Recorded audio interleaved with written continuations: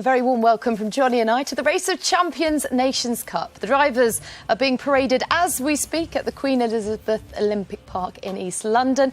And Johnny, it's something that the drivers really look forward to, isn't it? And the riders, you know, they all love being able to sort of race together. And the atmosphere, I have to say, is brilliant because everybody's there thoroughly to enjoy it, for one thing. As soon as that visor goes down, it all changes once again and competition comes to the guys, and it's just a brilliant event. Guys and girls. Indeed, yes. Thank you, because Susie is racing tonight, which is good stuff. It's important that you say riders as well, because it is such a cross-section of motorsport talent out there on show. And is this why they love it so much? Because they really are pitting their wits against the very best in the world in exactly the same machinery? Yeah, because, you know, you've got F1 drivers against NASCAR drivers, against MotoGP drivers, rally drivers, DTM drivers, and the list goes on. And I think what makes it brilliant is all that ability for all these guys to mix it up and at the end of the weekend to see actually who is the best. Well, tonight it's about the nations. They're pairing up in little mini nation teams. Why will that be exciting for you? Again, the racing is exactly the same. The guys will still go head to head against each other. And the competition is obviously just going to get stronger and stronger and stronger. The knockout rounds obviously are really, really important for the guys to get through. And then the pressure and the tension starts to really sort of envelop the whole stadium. Now, we know that you're a bit gutted not to have been invited this year. They didn't have an over-60s category. But if they had... if they had, yes. Who would you choose to be your partner? I think I'd probably get Niki Lauda. Oh, yeah. Yeah, he'd be able to do the old mind games with them as well. Oh, poor old Damon. I thought you two were inseparable. Yes, well, exactly, but I need someone to get a bit of edge. Anyway, you're supposed to have someone from the same country as you, Johnny. For goodness sake. Right, let's have a look at how the nations line up. So, Sebastian Vettel and Nico Hülkenberg pair up to represent Germany. Bit of artistic licence here because we've got 9-time Le Mans winner Thomas Christensen. He teams up with the star of World Rallycross, Petter Solberg, to represent the Nordic teams. And then from Australia, it's Daniel Ricciardo and 5-time MotoGP world champion Mick Doohan. Then representing Brazil, we've got Felipe Massa and last season's Formula E champion Nelson Piquet Jr. 13-time Grand Prix winner David Coulthard partners Susie Wolff for Scotland. And then there's the Americas. It's the Indy 500 winner Ryan Hunter-Reay and the double World Touring Car champion Jose Maria Lopez. Next up, it's the All-Stars. 6-time Olympic gold medalist Sir Chris Hoy, who is no slouch. He teams up with Romain Grosjean. And then the first of the England teams is Jason Plato, the double British Touring Car champion, and Andy Priaulx, the 3-time World Touring Car champ. Jenson Button pairs up with his best mate's brother, Alice Buncombe, who also happens to be Blancpain Endurance Series champion. And finally, it's GP2 champion Jolyon Palmer and Pascal Wehrlein, the youngest ever champion in DTM. So, it's a unique competition. Let's see how it works. This year's Race of Champions is hosted at the former Olympic Stadium in London and is inspired by an Olympic cycling-style pursuit race on an all-new track. The drivers will race in identical cars. Each driver will start halfway round the track from their rival. They will line up next to each other but facing in opposite directions. At the green light, they'll speed off in a bid to hunt each other down. There'll be graphics to indicate who's in front, with split times on each lap. Each driver will need to complete 2 full laps, racing towards the big finish, where there can only be one winner, often decided by just fractions of a second. So in each race, both drivers will drive the same car, and here are the ones on offer. Johnny, pick us out 3 of your favourites. Radical, absolutely. British-made little sports car, great little thing. 0 to 100 in 3.1 seconds. I think that's good enough. That's rapid. That one, Euro NASCAR, great big heavy lump of American sort of horsepower, but brilliant to drive, very, very soft. Rolls all over the place, but the one that rolls all over the place the most is the buggy, the ROC car, which, again, 0 to 60 in about 2.9, so it's a mean old piece of kit. And you see, these drivers are going to have to be multi-skilled because they're driving lots of different cars. That's going to be hard, isn't it? They'll be okay. You'll be amazed how quickly they're able to adapt to the different cars, and that's part of the challenge, and that's how we get to see the best of the best. Now, let's talk about the race format, because it is a knockout.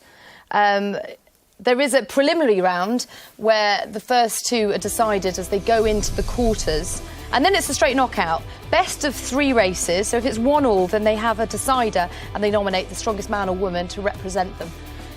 How do you see this one going? Look at England 2 in there. Possibly England 1. So you could have an all-England semi. I think there's a good chance at the moment. The sort of the mixture of the drivers they've got have got a good chance of getting into those semi-final. One thing you can't do, you can't touch the side of the track or the barriers. You touch the barriers, there's normally a penalty that is put on top of your time at the end of the race. OK, well, I think we can hear from Ted Kravitz now, who's over at the Olympic Park. Ted, can you hear us? Hi, Nats. Yeah, I certainly can hear you. And I would like to say that the atmosphere is building. And it is building because we've had some of the preliminaries. The drivers have just vacated the photo, and you can just see the last of the drivers just making their way over the fence there. I can see down to Jose Maria Lopez. I can see Andy Priaulx making his way down into the changing rooms, and we're ready for the first race. And it's interesting you say on that graphic what we're going to see, because really the first race, I believe, is between Romain Grosjean and Pascal Wehrlein, and then Chris Hoy and Jolyon Palmer. And so what I'm interested in is the 2 F1 lineups there. Chris Hoy against Jolyon Palmer. We'll get to see what happens. Jolyon Palmer is, of course, a long-time racing driver. He's grown up at his father's racing circuits in Brands Hatch and places like that, Cadwell Park and Alton Park as well. But then we've got Sir Chris Hoy, who's second career, if you like, after, of course, winning so many gold medals for Team GB in his chosen profession. But, of course, then that will be interesting to go together. But Romain Grosjean against Pascal Wehrlein will be an interesting one. And then we've got Team England 1 against Team Brazil, which is Andy Priaulx against Nelson Piquet Jr. and Jason Plato against Felipe Massa. But, Johnny, I'm interested in your view as to how these head-to-heads work when you've got a stadium layout like this. Because, of course, with Formula One, it's all about going round a circuit and not getting sideways and not spinning out and not getting all leery on the steering wheel.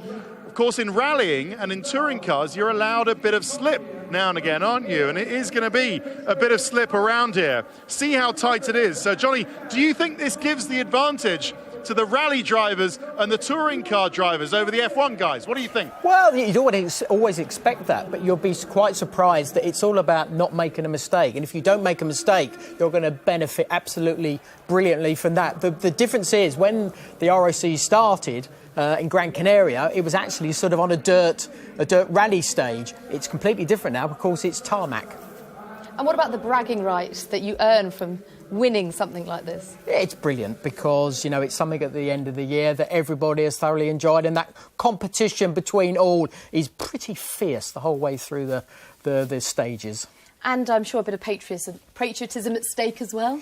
Yeah, of course there is. You know, there's always, you know, you're trying to do the best you can, one for yourself, but of course today it's all about teamwork as well. So you'll be egging each other on to do the best you possibly can. Ultimately, everyone is a racer at heart, so they just want to race as much as possible. I mean, obviously, we're still in the F1 season, so is it any sort of distraction? That's what's good, isn't it? That's what's good about it, yeah, because we've got one race to go, but the competition itself is next weekend, so they haven't got to worry about anything at the moment. It's just a bit of fun at the same time, but there's a little bit of an edge because obviously you want to come out of it as number one as well. You've got the bragging rights when you get to Abu Dhabi, and if it's an F1 driver. Impressive venue. I mean, when you think about the sporting greatness that have gone there before, I mean, there's a real sense of awe about the place, isn't there? Yeah, it looks fantastic, doesn't it? And again, like Ted says, the atmosphere is building, and that's something that you expect from a place that has really put a lot of effort to get a cracking little track under all those lights as well. Brilliant. OK, well, I think it's time now to head over to our commentary team of Jenny Gow and Martin Haven. Well, here is the coin toss to choose which lane you go into. The winner chooses, and the feeling is that possibly the interior lane might be quicker. Andy Priaulx tossing for Team England 1, Team Touring Cars, and the Brazilians winning the toss. Nelson Piquet choosing to play uphill into the wind in the first half. So it'll be on my starting order. I'm going to turn a piece of paper over now because this is actual telly. Andy Priaulx versus Nelson Piquet Jr. and Felipe Massa versus Jason Plato. So we can see Team Brazil is coming out onto the track. You can tell that by the small flag on the right-hand side of that car. So Team Brazil being represented by Nelson Piquet Jr. in that Euro NASCAR. So his is the black and red one when we lose track of which lane they started in, and that will happen the moment they leave the line. So he is on the interior lane, so I'm going to note that down on my piece of paper. Piquet you can just about see the drying line now, as well as Andy Priaulx makes his way out. Obviously a far shorter trip to his start line. In the white car when you're looking out for it. So Andy Priaulx in Team England 1, that's Team Touring cars. So the first of our Nations Cup races. Don't forget, this is to get through into the quarters. Best of 3, so it may be decided in 2 winning runs by one team or the other. So they'll go all the way round. It's a Mobius strip, so you'll go outside, inside, inside, outside.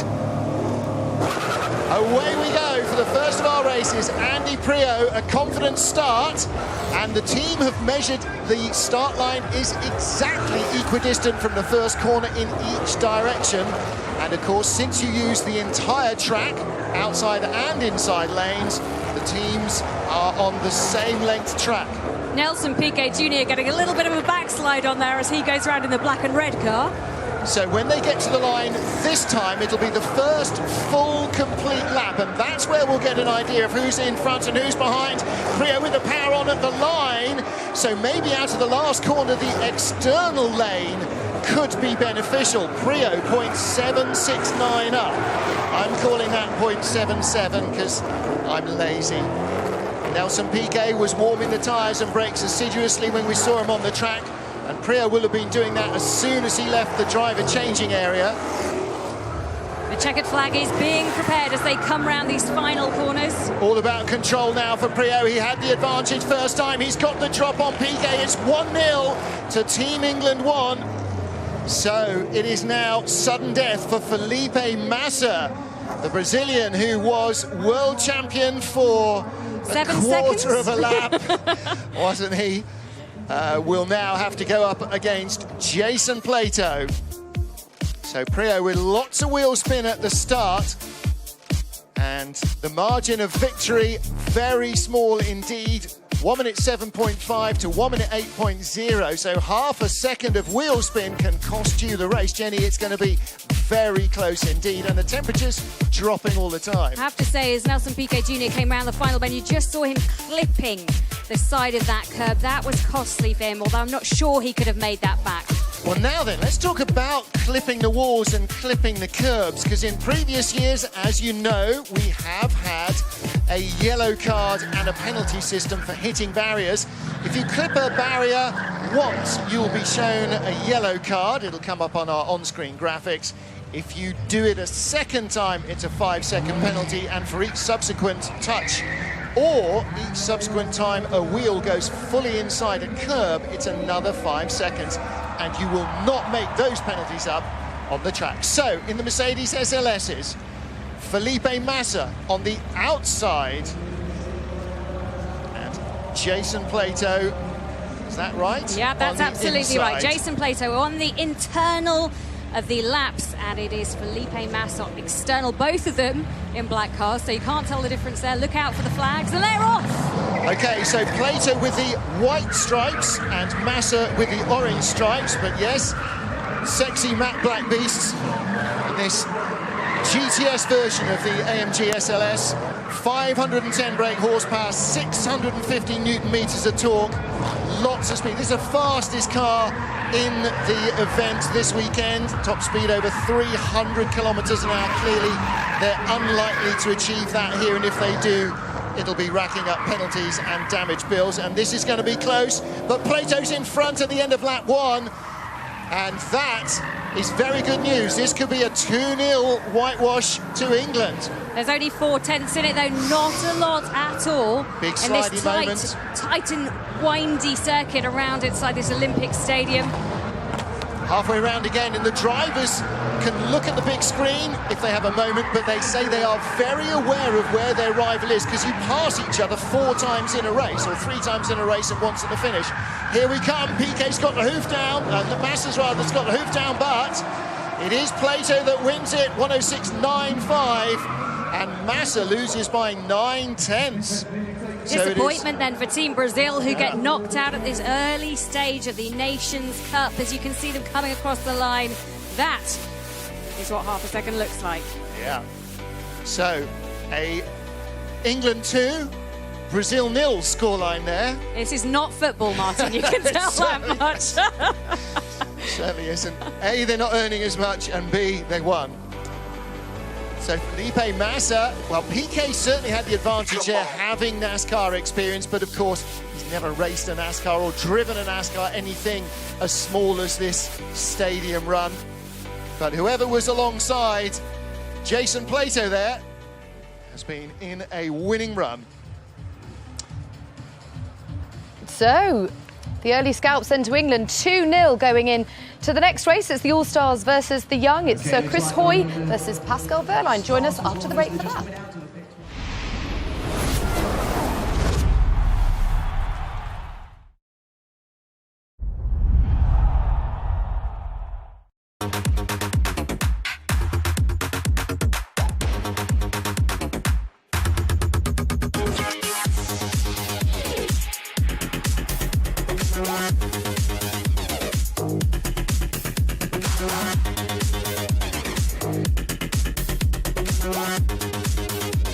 The Mercedes-Benz GLA from £299 per month, including 3 years free servicing. Can I borrow some tools? Sure. Whoa, this must have cost you a fortune. Not really, Bill. With our OB1 Plus system, one battery powers every tool. You can buy tools without batteries. You don't need to pay for batteries and chargers you don't need. Bring them back. I know. Ryobi One Plus. One battery powers every tool. For your chance to win a sleigh load of Ryobi One Plus tools worth £5,000 plus daily prizes, visit ryobitools.co.uk/Christmas. Barbecue pulled pork one and a hot peri-peri chicken one, please.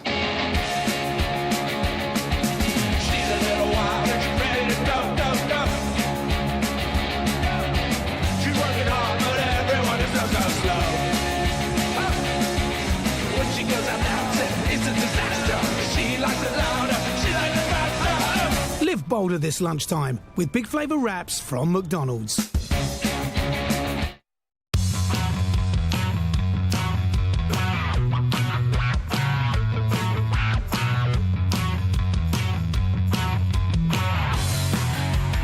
Join me, Jeff Stelling, this week on Gillette Soccer Saturday for your chance to win £1 million for free in Super 6. Thank goodness it's not coming out of my pocket. Play for free and predict 6 correct scores. You could be our big winner. Go to skysports.com/Super 6 and the very best of luck to you. Driving expertise. Sky Sports F1 coverage.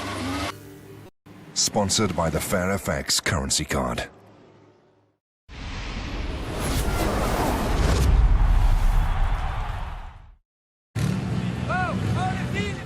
This season, just 21 years old. Do you remember being 21? I couldn't possibly comment. Whatever it was, never how long ago it was, I was nowhere near as composed as this 21-year-old. I'm still nowhere near as composed as this 21-year-old. So the Ariel Atom Cup.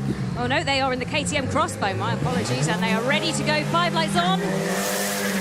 So now, what actually they should be doing is following a guy around on a very slow petrol-powered motorcycle and then sprinting past each other at the last moment, like the Kirin, in which Sir Chris Hoy is a multiple Olympic champion. Here's Pascal Wehrlein then, Mercedes test driver, so he in fact will be demoing the Mercedes Formula One car here as well, and Chris Hoy with lots of oversteer. The KTM is a generic understeerer at these speeds, but you can push the tail out in the dry, in the wet. Oh, and there's a penalty for Chris Hoy, or a yellow card rather. You heard him clatter the wall. So 1 penalty, no problem. Yeah. 2 yellow cards, and you pick up a 5 seconds time penalty. And And you can see there are a couple of curbs which it is possible to cut, but not advisable. So Verlaine was in front on the first lap by 3.3 seconds. And he was already in Formula 3 before Chris Hoy had started racing Radicals in the Radical Cup. And Pascal Verlaine takes victory at the line in the first of our All-Stars versus Young Stars races. And I have to say, the Young Stars looking pretty impressive there, but bear in mind, next out for the All-Stars is Romain Grosjean in the Mercedes. We don't often say that. He might be powered by a Mercedes engine in Formula 1, but he will be coming out next. And he has won this race before, of course, not in the Cup, but in the Champion of Champions. We are also going to be having a GP2 champion shootout, because Romain Grosjean, former GP2 champion, versus Jolyon Palmer, the reigning GP2 champion.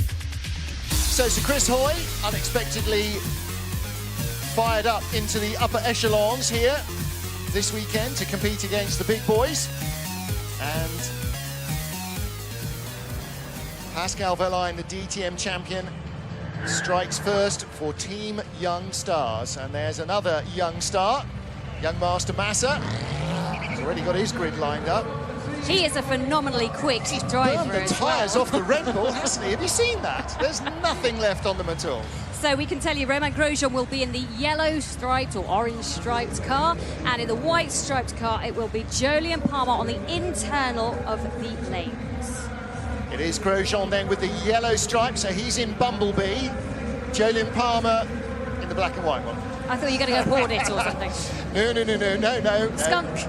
No, oh well, skunk, yes, but that's not a transformer. Badger? It's not a transformer, is it? Badger yourself.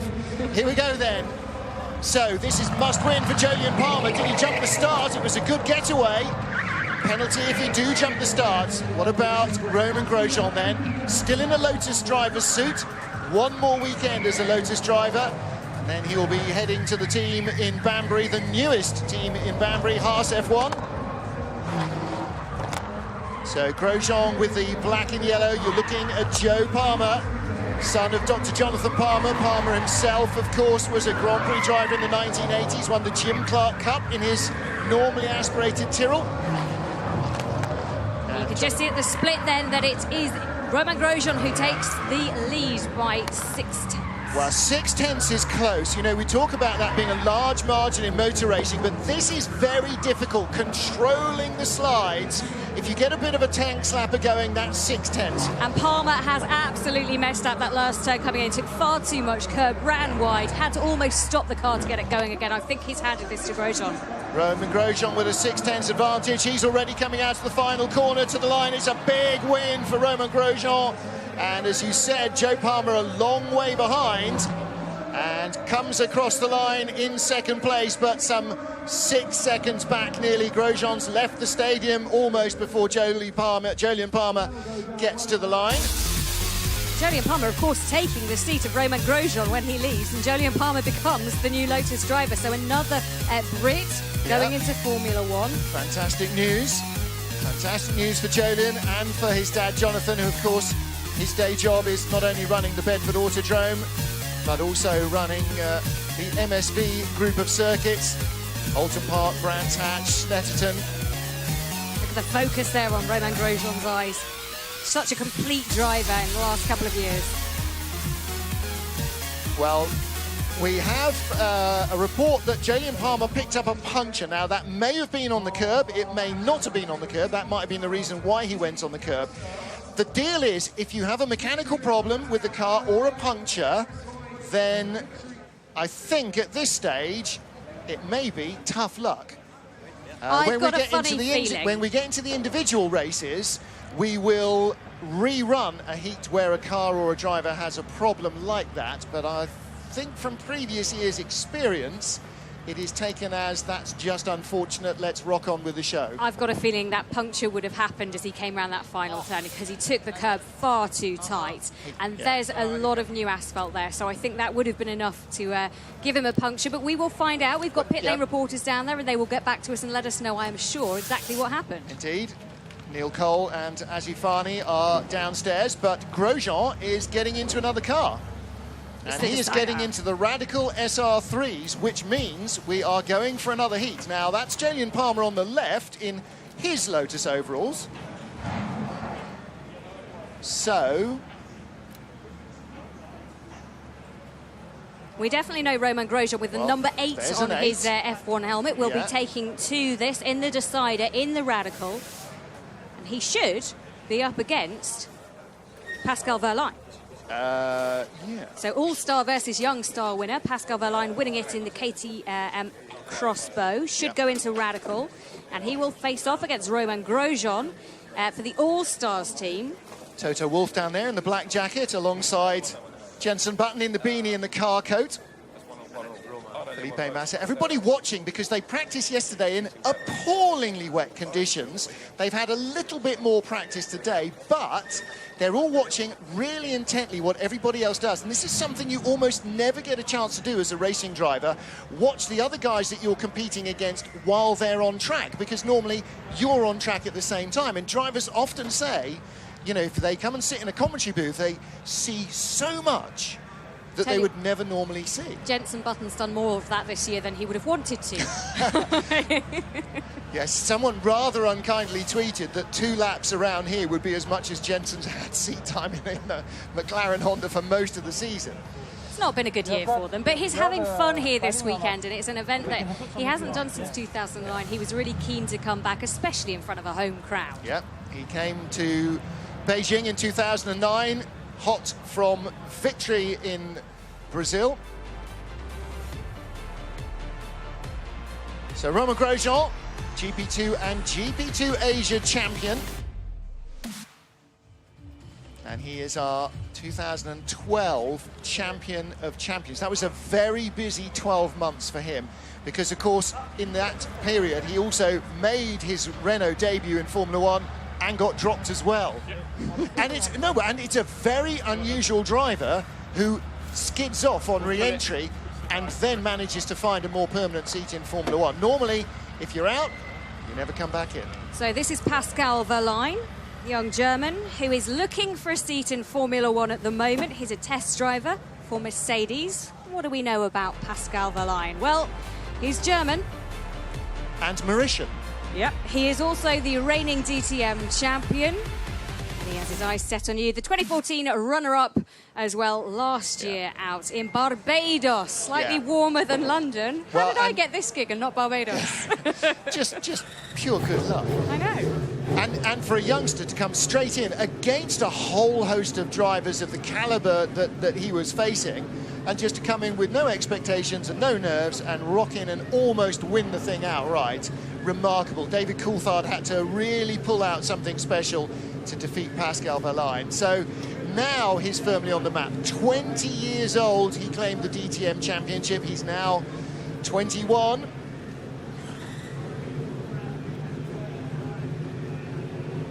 So, the first time we're seeing the Radical SR3, these motorcycle engines, lightweight sports cars. The only reason we're able to use these is we no longer have the crossover bridge. I was talking to the Radical boys. I said, would you have managed the crossover bridge? We were standing by a little protector for TV cables, and they said, no, we couldn't get over those. What happened in that? I got a puncture. So, not ideal. I took a curb reasonably heavily, then it just cut the tyre. So, it was kind of in the mix with it, and then just the last 3/4 of a lap just had no grip at all. That's a shame. Do you think you may be cutting the curb a little bit too much, or is it normal cutting? Well, I mean, I've been taking as much as you can, really, so it was nothing different, but maybe the angle was a slightly harder hit. Yeah, and it cut the tyre, so it was really unfortunate, because up until then I think it was a good race, but yeah, hopefully Pascal can go and win now and keep us in it. Good luck, thank you. Cheers. Well, it is 1-1, so for a place in the quarters, it is now down to Pascal Wehrlein for the Young Stars versus Romain Grosjean for, I'm going to say the Old Stars, aren't I? My mistake. The All Stars. It's so close as well. It All is. Old Stars. Yeah, whatever. I tell you what, though, This will be an interesting one because Wehrlein's boss is Toto Wolff. Yes. He's desperate to try and get an F1 seat. Yes. This would be a good way of trying to impress. Look at me, I'm in a Radical and I can drive even this. Boss. Absolutely. So one apiece. This is the decider then for a place against Team England 1 in the 4th of our quarterfinals. It's all or nothing. What's it or bust? Here we go. German flag on the back of Pascal Wehrlein's car. I have to say, I couldn't tell you what the Mauritian flag looks like. I'm imagining something with pale blue as a background, but I might be entirely mistaken. I think it's got a palm tree on it. I wouldn't be at all surprised. Romain Grosjean, of course, with Tricolour of France in the white Radical SR3, and look how close he is to the wall. And it's like any other competition these guys drive in. It's every single iota of space you can use. And that's why Jolyon was clattering the curbs, because you have to. It's dry and you can. And at the line, after the first lap, Grosjean 6/10 down.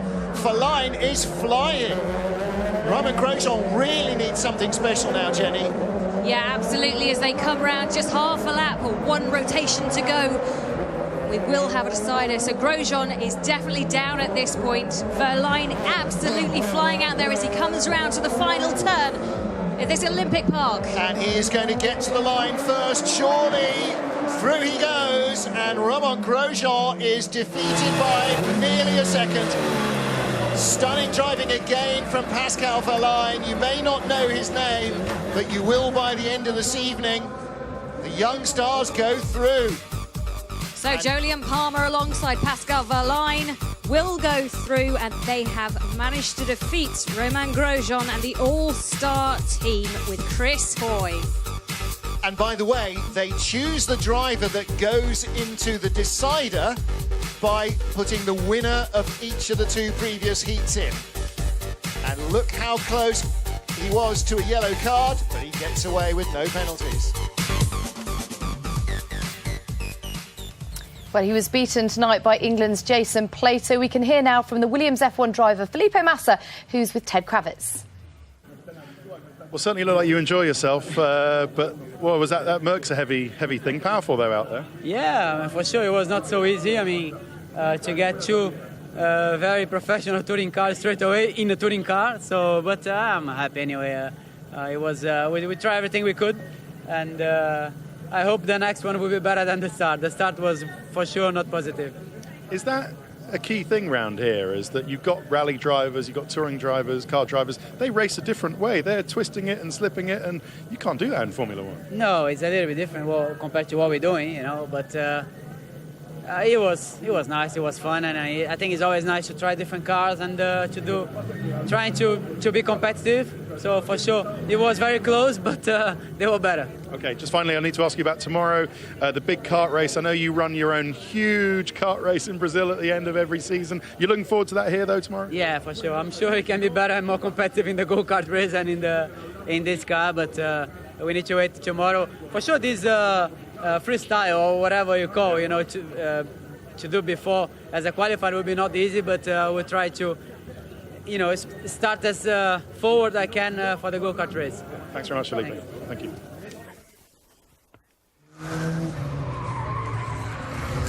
Is the Dane Tom Christensen. Lopez using lots of curb already. Halfway round the first lap in this Team Americas versus Team Nordic quarterfinal. Tom Christensen watches from the wings as he, beg your pardon, is driving up against Jose Maria Lopez as their respective teammates watch the action, ready for their go. Lopez with the lead. No, Christensen with the lead at the line. Looked like Lopez had a good first lap. Lots of tyre squeal from the KTM crossbows. And they're actually looking into the eyes of the other driver as they go down that straight, which is such an unusual thing for them to actually be able to do. So it's at the end of each full rotation when you get back to your starting point that the gap counts, and Lopez with a huge slide. When the turbo comes in, it just keeps oversteering and oversteering and oversteering. And Tom Christensen takes a very comfortable win over the 2-time World Touring Car Champion. I talked to Jose yesterday about it, and he said, I haven't driven a rear-wheel drive car for about 8 years. It's all been front-wheel drive, he said. It's so hard trying to unlearn everything I know. Let's have a look then at exactly what happened with Lopez as he came around the corner. You can see him struggling and fighting with that car. Yep. And then it just loses it and into the Tech Pro barriers. Luckily, they collected him. In fairness, at that point in the circuit, it's Tech Pro barriers. On the other side, it's a very large concrete barrier. And if it had gone into that, I think we would have seen significantly more damage.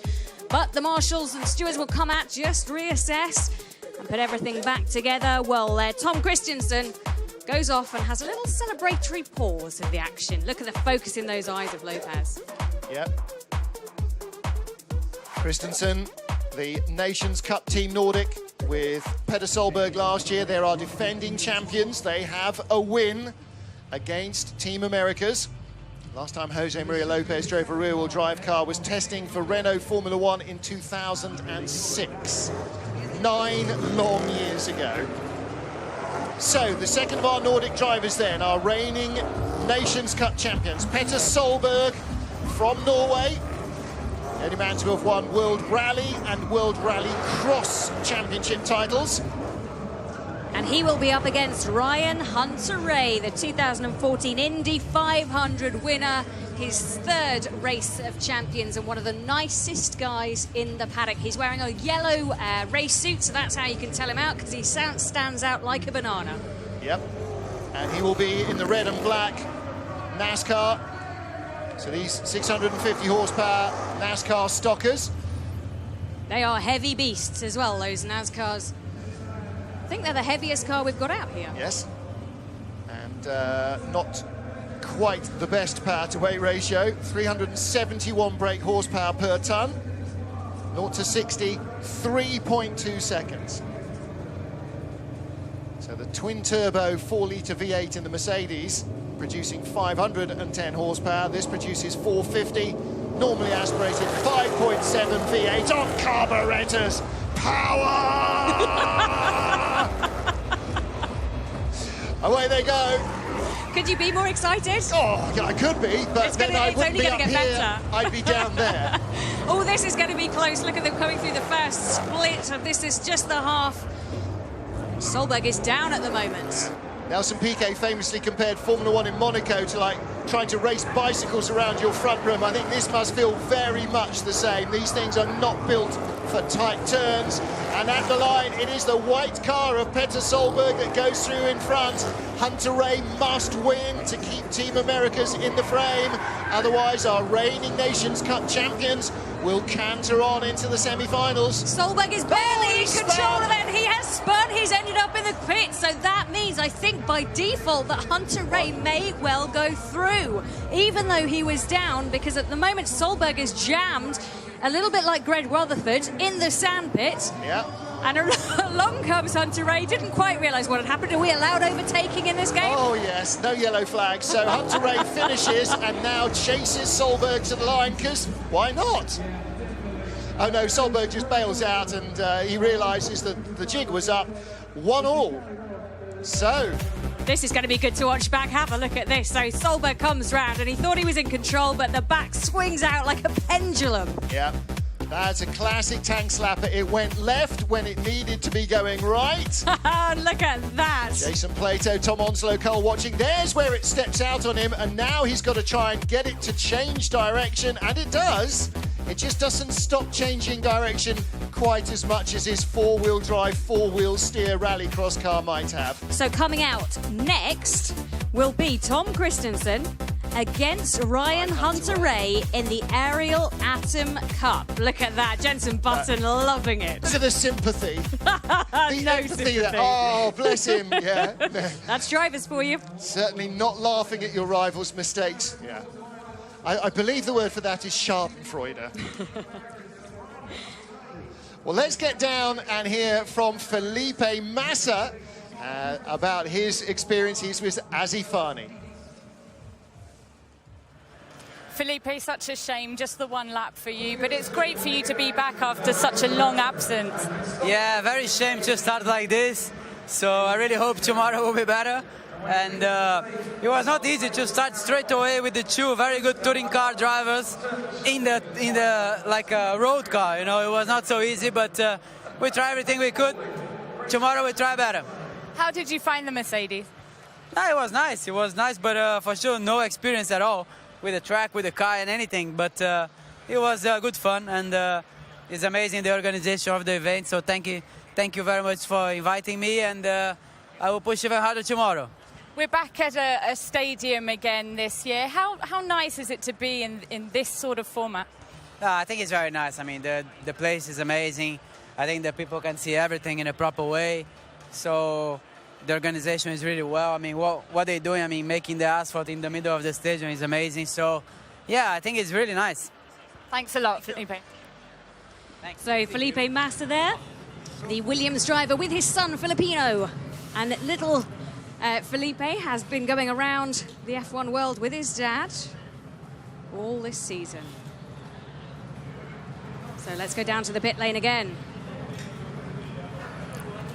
Petter, that was all going so well. You were ahead. No need to push. What happened? You know, a small mistake and that's it. Very boring like that, you know, because I like the car. It's good fun. And maybe I had a little bit too much fun when I drove it, but still a long way to go. But we will just still have a chance. Yeah, so you're defending Nations Cup champions, and of course you're defending your World Rallycross title next week in Argentina. So it's all competition for you. Yeah, for sure. And you know, this is tough guys here, and we have to fight hard. And but you have to stay away from mistakes. But sorry. Never mind. Thanks. Wonder what the Norwegian for "you can't win them all" is. Well, it's in there somewhere, and I imagine that his passenger heard at least some of that. It's amazing, though. That's what makes Race of Champions so special, doesn't it? Because even though these guys are going on to compete wherever it may be in the world next weekend, maybe they've got titles up for grabs, they still want to come here, they still want to have fun, and they still want to share the Race of Champions experience with all of the other drivers here in London at the Olympic Park. Fantastic.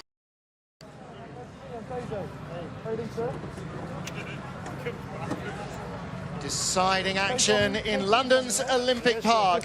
Mr. Le Mans, Tom Christensen, in the background, incidentally, with the dark hair, son of another Mr. Le Mans. Tom Christensen, the most winning Le Mans driver, of course, and in a number of those wins, his teammate was Emanuele Pirro, and Emanuele's son is down there helping the drivers in and out of the cars. Hey, Chris. So Tom Christensen for Team Nordic versus Ryan Hunter-Reay. They both won their respective first races, and the Indy 500 champion from last year will go out to try and take Team Americas through into the semi-final stage. So, Team Americas, Ryan Hunter-Reay, or the defending champions, Jenny Gao. It's go hard or go home now. There's no need to keep anything tied back for Tom Christensen. He's just got to give it everything. He's got to win. As Felipe Massa would say, go hard or go to the bar. Because he is in the driver's lounge at the moment with his family, having a fantastic time. I know he'd like to be down there competing with Team Brazil, but he will have to watch as Team Nordic and Team Americas come out onto the track. I'm sure they'll settle for an early night and a massage. Actually, some of them had bought their masseurs here. I wanted to try. They weren't giving it. No, their masseurs are too busy going for the order. So Ryan Hunter-Reay warming the tyres, warming the brakes. And actually, the most terrifying bit of being a passenger is before you get to the line here. When you're under the stadium and they set off like a bat out of hell, you think, oh, we're never going to make it to the track. But these guys are desperate to get temperature into the brakes and into the tyres. Track temperature is hovering around zero. It's maybe 1 or 2 degrees. Air temperature is definitely in single digits. And these medium compound Michelin tyres, Michelin bringing about 400 tyres this weekend, of which hopefully we'll use around 200. You need that temperature. Sliding is great, but sideways is not forward. So who's alongside him with the Ryan Hunter-Reay helmet? Oh, that is the split screen. Oh, that was his passenger. See, you can fool me all the time. Snazzy glasses from Christensen, representing Team Nordic tonight with anything that you could really throw at in those glasses, really. Are they his readers, do you think, or his drivers? Ski goggles. No, I don't know. So Christensen, halfway around his first lap. Ryan Hunter-Reay having to take a second bite of the cherry at getting the car turned in. There, a little bit of oversteer, but these Ariel Atoms are ultra light and probably the best suited car here, apart from the rock buggies, to this track. This is close. There is just 15 hundredths within this. And Hunter-Reay's giving that away. Look at that. Left, right, left, right, left, right. Working hard on the steering, the throttle and the brakes. He is trying to bring this back for Team Americas, though. You can hear the car bouncing off the limiter as well. So we're on board with Ryan Hunter-Reay, but Petter Solberg, Tom Christensen looks as though he's got a slight advantage. It's going to be close at the line. 1500s last time. Oh, how close was that? That was so close. Christensen wins by a 10th of a second. Ryan Hunter-Reay found 500ths of a second on him. And Tom's looking at the big scoreboard going, no, a 10th. Now, you think you can judge that as a driver? Oh. I don't think you can. Wow, that was close. So close. I do not know where Hunter-Reay managed to find that time. He was like a whip-it round there for the second half of that race. Fantastic effort from Ryan Hunter-Reay, but the reigning champions go through into the semi-finals. Team Nordic will face the winners of our next 2 matches. It's time to update the board. Oh!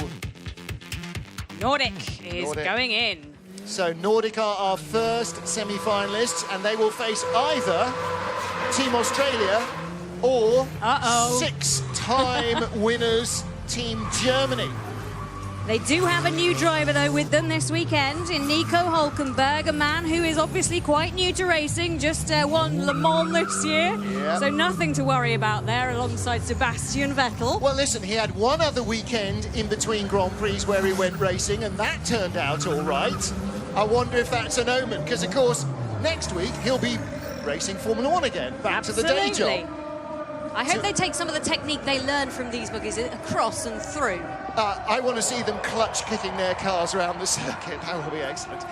Daniel Ricciardo for Team Australia, the man with the most convincing Movember tash you have seen, versus Sebastian Vettel, 6-time winner and 4-time world champion. And they are off. In the orange and black, Daniel Ricciardo for Team Australia, the first of our second quarter-final heats. And against him, 6-time Nations Cup champion for Team Germany, Sebastian Vettel. So the KTM Crossbow is the weapon of choice. Ricciardo with the orange highlights. Vettel in the all-black Mean Machine. Half a lap away. Now when they get to the line, this time, Vettel is going to be in front, I think, but not I don't by know, much. it's too close to call. He is in front by a fraction. Look at that, 0.0024. 24 thousandths of a second between them. Daniel Ricciardo, the fastest man on the Top Gear track, don't forget. This is going to be very close to call as they come through for the final rotation. Remember, 2 laps here at the Olympic Park.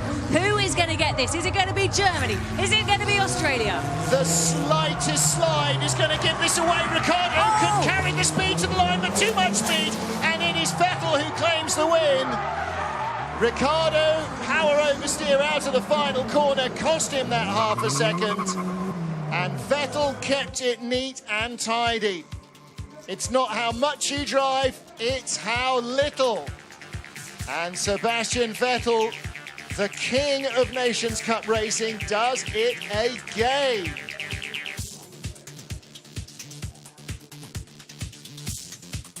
Look, the signatory finger that goes up. Do you know why he puts that finger up? I learnt this the other day. Because it's more polite than 2. No, it's because when he injured his finger in one of his races, and so he bandaged it up, and the next day all of his mechanics and engineers came with a bandage around their finger, and so that is why, rumour has it, he puts his finger up to celebrate. Well, you would think he would have a glove with a white tip on the end or something. So, anyway. So, for Australia, a proper legend. I don't care what sport you follow, you know the name Mick Doohan. Multiple 500cc moto, well, in these days MotoGP, but in his days, world road racing motorcycle champion. An all-round good guy. And in comes Nico Hulkenberg in the white and orange of the cars in the KTM. The Radical SR3s. Now, they are a two-seater car, but there's not a lot of arm and elbow room when you've got a passenger in these. So Nico Hulkenberg, outside lane. Mick Doohan with the Southern Cross on his flag on the inside lane. Mick Doohan took a massive shunt yesterday in practice, so keep an eye out for him in this race. Here the revs rise in his Radicals. Away they go. You're looking closest to you at Nico Hulkenberg, our Le Mans winner. Mick Doohan has got to win this. They were talking in the press conference yesterday. He was asked about the fact that the Aussies came over here and got spanked last summer in the cricket, and then came over and beat England very handsomely in the Rugby World Cup. Would this be the decider in favour of Team Australia? This is close. And Doohan is just fractionally behind, but only fractionally. Doohan said Daniel Ricciardo can do it. The problem is he's got to carry an old Aussie motorbike racer with him. Oldest man in the field, but we won't mention that, will we, the Mick Doohan? No. He's been practising at home on Queensland's Gold Coast with buggies on a dirt track. So yesterday's wet conditions were very different. Ooh, a little bit of understeer from Hulkenberg. Has to fight it hard, but here we go to the line. Hulkenberg was in front and takes victory over Doohan. So Australia have victory, beg your pardons. Germany have victory 2-0 over Australia. Oh, and a hug and a squeeze from Danny Ricciardo and Sebastian Vettel. Let's have a look at this, the replay. Well, as well as winning races for Ferrari this season, Sebastian Vettel has sort of enlivened a lot of press conferences by gently winding up the Mercedes drivers, and in some cases not entirely gently.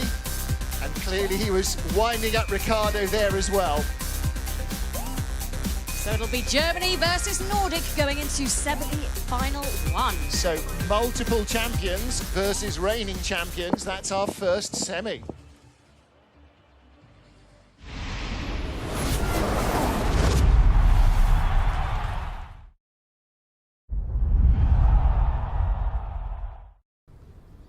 Spa passes the top. It's going to be a cracking Christmas here on One with a special.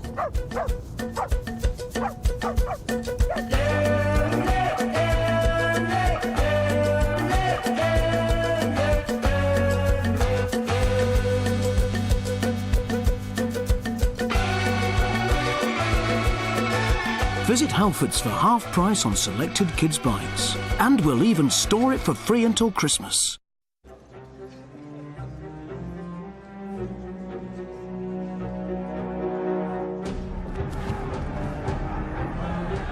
I observe things and remember them very accurately.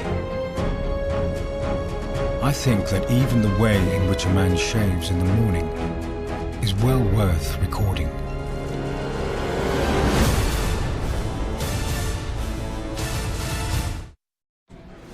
Barbecue pulled pork one and a hot peri-peri chicken one, please.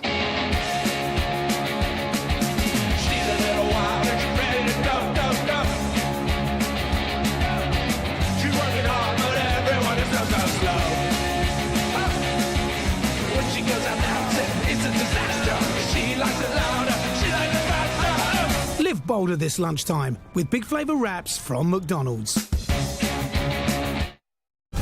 Bond is back in cinemas now.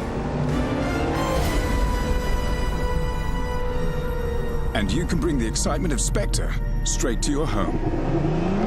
Pre-order with Sky Store now using your Sky remote. And get Spectre to your TV, your favourite devices, and the DVD direct to your home.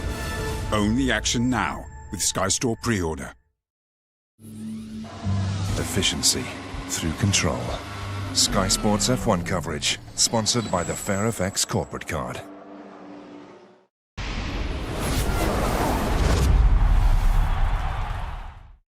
Looked like you had fun.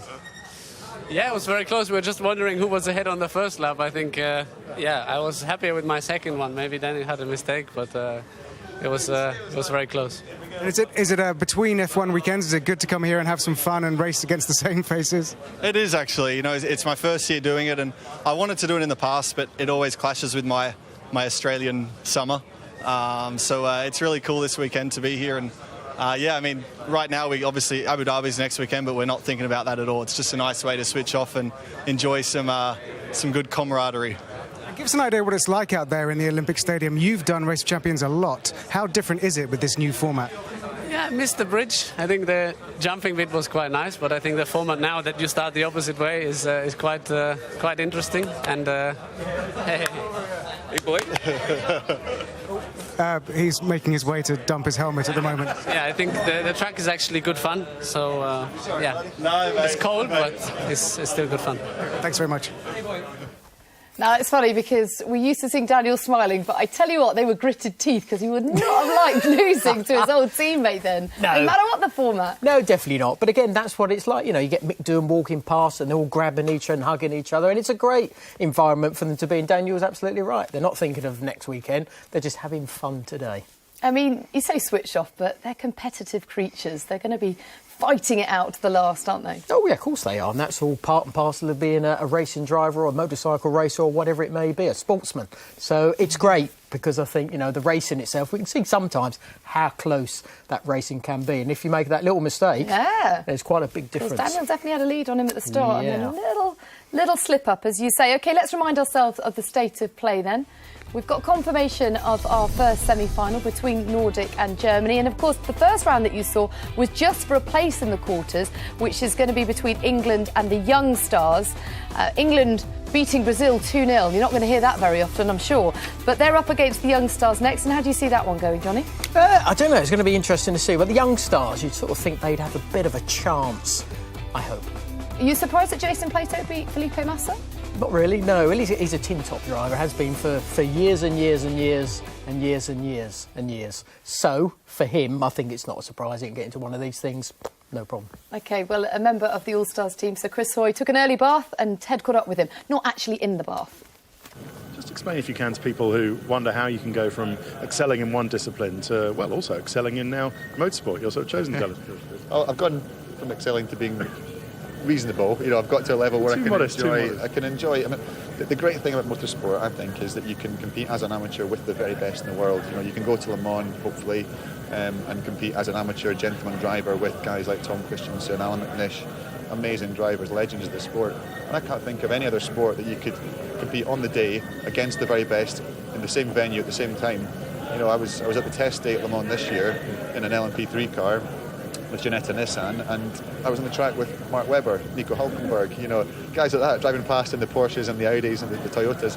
And it's, you know, you've got to pinch yourself, and in some ways it's hard to, the first couple of laps, all I was doing was going, oh my God, I'm on the Mulsanne Straight, oh my God, this is Indianapolis, this is the Porsche cars. And then I got this sort of snap out of it and say, you're in a race car, you're on a racetrack, this isn't mucking about, you're not a tourist, you know, focus. But what an experience, yeah. Well, ever the modest man, but how impressed are you about his reinvention? I mean, you know, he's got incredible sporting prowess in cycling, and yet he's proving it with a different type of power. Yeah, loves it. Absolutely loves it, yeah. And I think it's something that it's great that you can do an intense sport like cycling for many, many years and have the success that he has, and then come into something completely alien to you. But because you enjoy it and love it so much, you just actually sort of learn and sort of just get better and better. And that's exactly what Chris did. You know, when he was racing there, he didn't lose by much. It wasn't seconds down the road. No. It's only just over a second. Do you know that his thighs are wider than the average waist? There you go. So take those thighs away, he would have actually probably won. With the weight that he's got in there. OK, let's cross over to Ted, who is with Nico Hülkenberg. Which car would you rather be in? I really like the RX 150 buggies, I have to say. You know, I've found those so fun. They're like a little, I don't know, like a little go-kart, so dynamic, so fun, and they just put a big smile on my face. Yeah, light thing, Honda Fireblade engine. Yeah, it's just cool, you know, the shift here, and I mean, you don't really shift, but the thing is so active and you have to work it, and it's just great. Good. All right, enjoy. Good luck. Thanks. He's another one that's had a strong F1 season, and of course that Le Mans win, that gave him a new sort of found status in the paddock, didn't it, this year? Yeah, it did, and Le Mans does that sometimes. It's something I was able to do when I was racing in the early 90s. You managed to get yourself back into that. Yes, yeah. Did I win it? I did win it, actually, as well that year. So, but no, it's great, because for him, you know, he was trying to sort of make that sort of next step up. It hasn't quite happened for him, but he's in a very good team for the future. And, of course, Le Mans, Porsche, it was brilliant for him to get that result, but he won't be doing it next year. OK, brilliant. Thanks, Johnny. Well, let's head to a break now, and when we come back, we'll find out who's in the second set of semi-finals.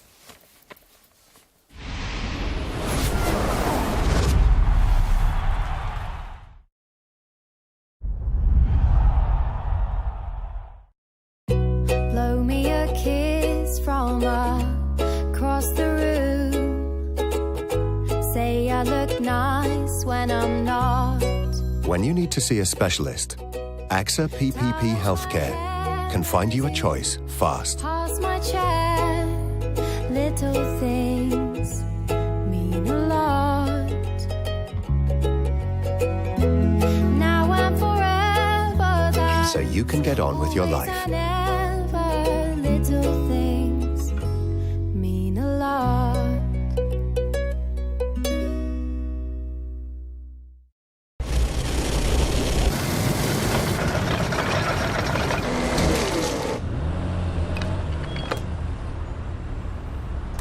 Like getting your money's worth? Well, we only use whole cuts of 100% British and Irish beef in all our burgers, including our cheeseburger. Just 99p from the Saver menu.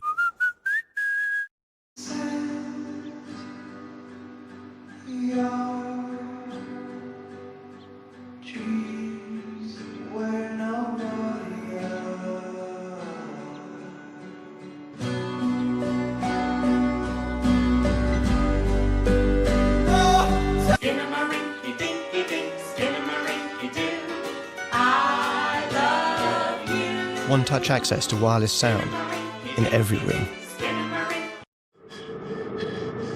Commencing manual inspection. There's something in there! Do you recognize her? I've never seen that woman before in my life. Then why is your name tattooed on her back?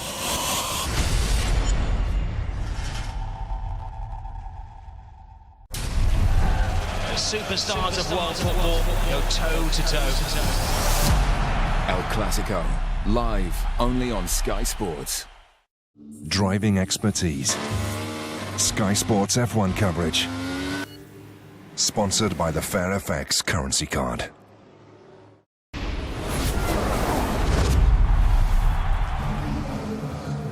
So the fans at the Olympic Park being entertained by some FMX bikes now. Just another element to the entertainment tonight. Ooh. OK, let's hear now then from the Indy 500 winner, Ryan Hunter-Reay.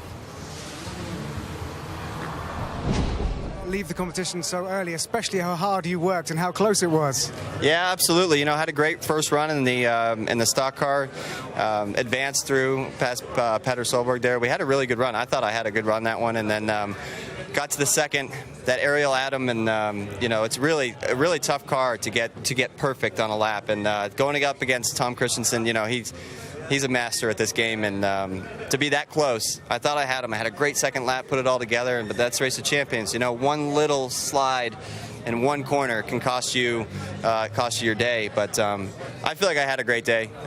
Put in two great performances. Unfortunately, it's over that quick. But tomorrow I can roll it all into the Champion of Champions event. So I'm looking forward to that. Thanks. All right, thank you. OK, well, next up, England take on the old enemy Scotland. It's Alex Buncombe versus lovely Susie Wolff. How disappointed were you to hear of her retirement? Yeah, I think it was a shame, because I think, you know, there was a lot of people who expected to see her in a race. Sadly, that didn't sort of come to fruition. But, you know, she's had a good career, you know, from her karting days all the way through in DTM as well. So it's like anything. Maybe it's just the right time for her and obviously for husband Toto as well. Who knows what might be on the agenda? Well, she's still set the history books because, you know, it's First Lady in an P1 session for 20 years. Yeah, sure, That's a long impressive. time. No one can take that away from her. No, it definitely not. And again, it just shows that things are developing and hopefully soon there will be a lady that will be in a Formula One car actually racing against the guys as well. And hopefully Susie will play some part in that because she told us that she's going to be mentoring and bringing on new young talent. Yeah, and I think that's something that she can teach a lot to a lot of young ladies coming through, even in the karting side of it. So yeah, there's a lot of things that she can aid these girls coming through, because at the end of the day there is someone out there who is going to be good enough to do it. We've just got to find her. The question is she going to teach Alex Buncombe something tonight? How do you see that one going? They were, of course, Scotland runners-up last year with David Coulthard. Yeah, well, she won't be easy, but I think Alex is going to be a little competitive man. He's a tin-top driver, so again, he's used to GT cars as well. But no, she'll be wanting to go out on a big high this weekend. OK, let's see how it goes.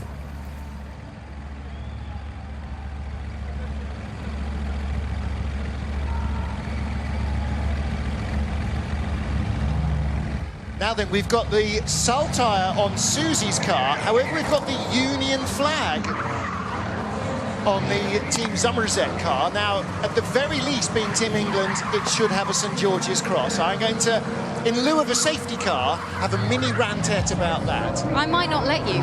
So it's not Team UK, it should be an English flag against... Well, they could have a picture of a tractor if it's Team Somerset, and that would work out perfectly well. But at the moment, it is Susie Wolff who is marginally down, it looks like, on Al Buncombe as he comes round the final corner towards the end of lap 1 of this 2-lap race. Al Buncombe, his brother, is here this weekend, and best mate Jenson Button is also racing, of course, in Team Somerset with him. And Al, winner of the Blancpain Series this year, GT3 champion.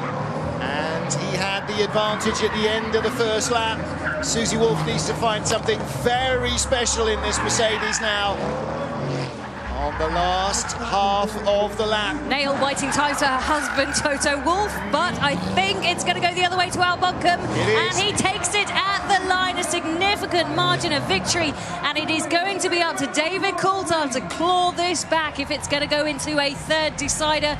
But congratulations to Al Buncombe for getting the first of those heats secured for Team England, or Team Somerset, as we are calling them. Let's have a look back at some of the action from that heat. Just until they hear that's what we're calling them, and then we'll stop. No. They can't get up here, it's fine, unless, of course, they take the escalator of shame all the way up here. Well, they'll get to you next weekend. You will pay dearly for that, that's fine. There is Toto Wolff. Great minds think alike. Yeah. He's smiling away. So head of Mercedes-Benz Motorsport, and slightly more importantly in this evening's list of entertainment, Susie's husband. So 34-year-old Al Buncombe from Taunton in Somerset goes through. Jenson Button from nearby Frome, 35 years old.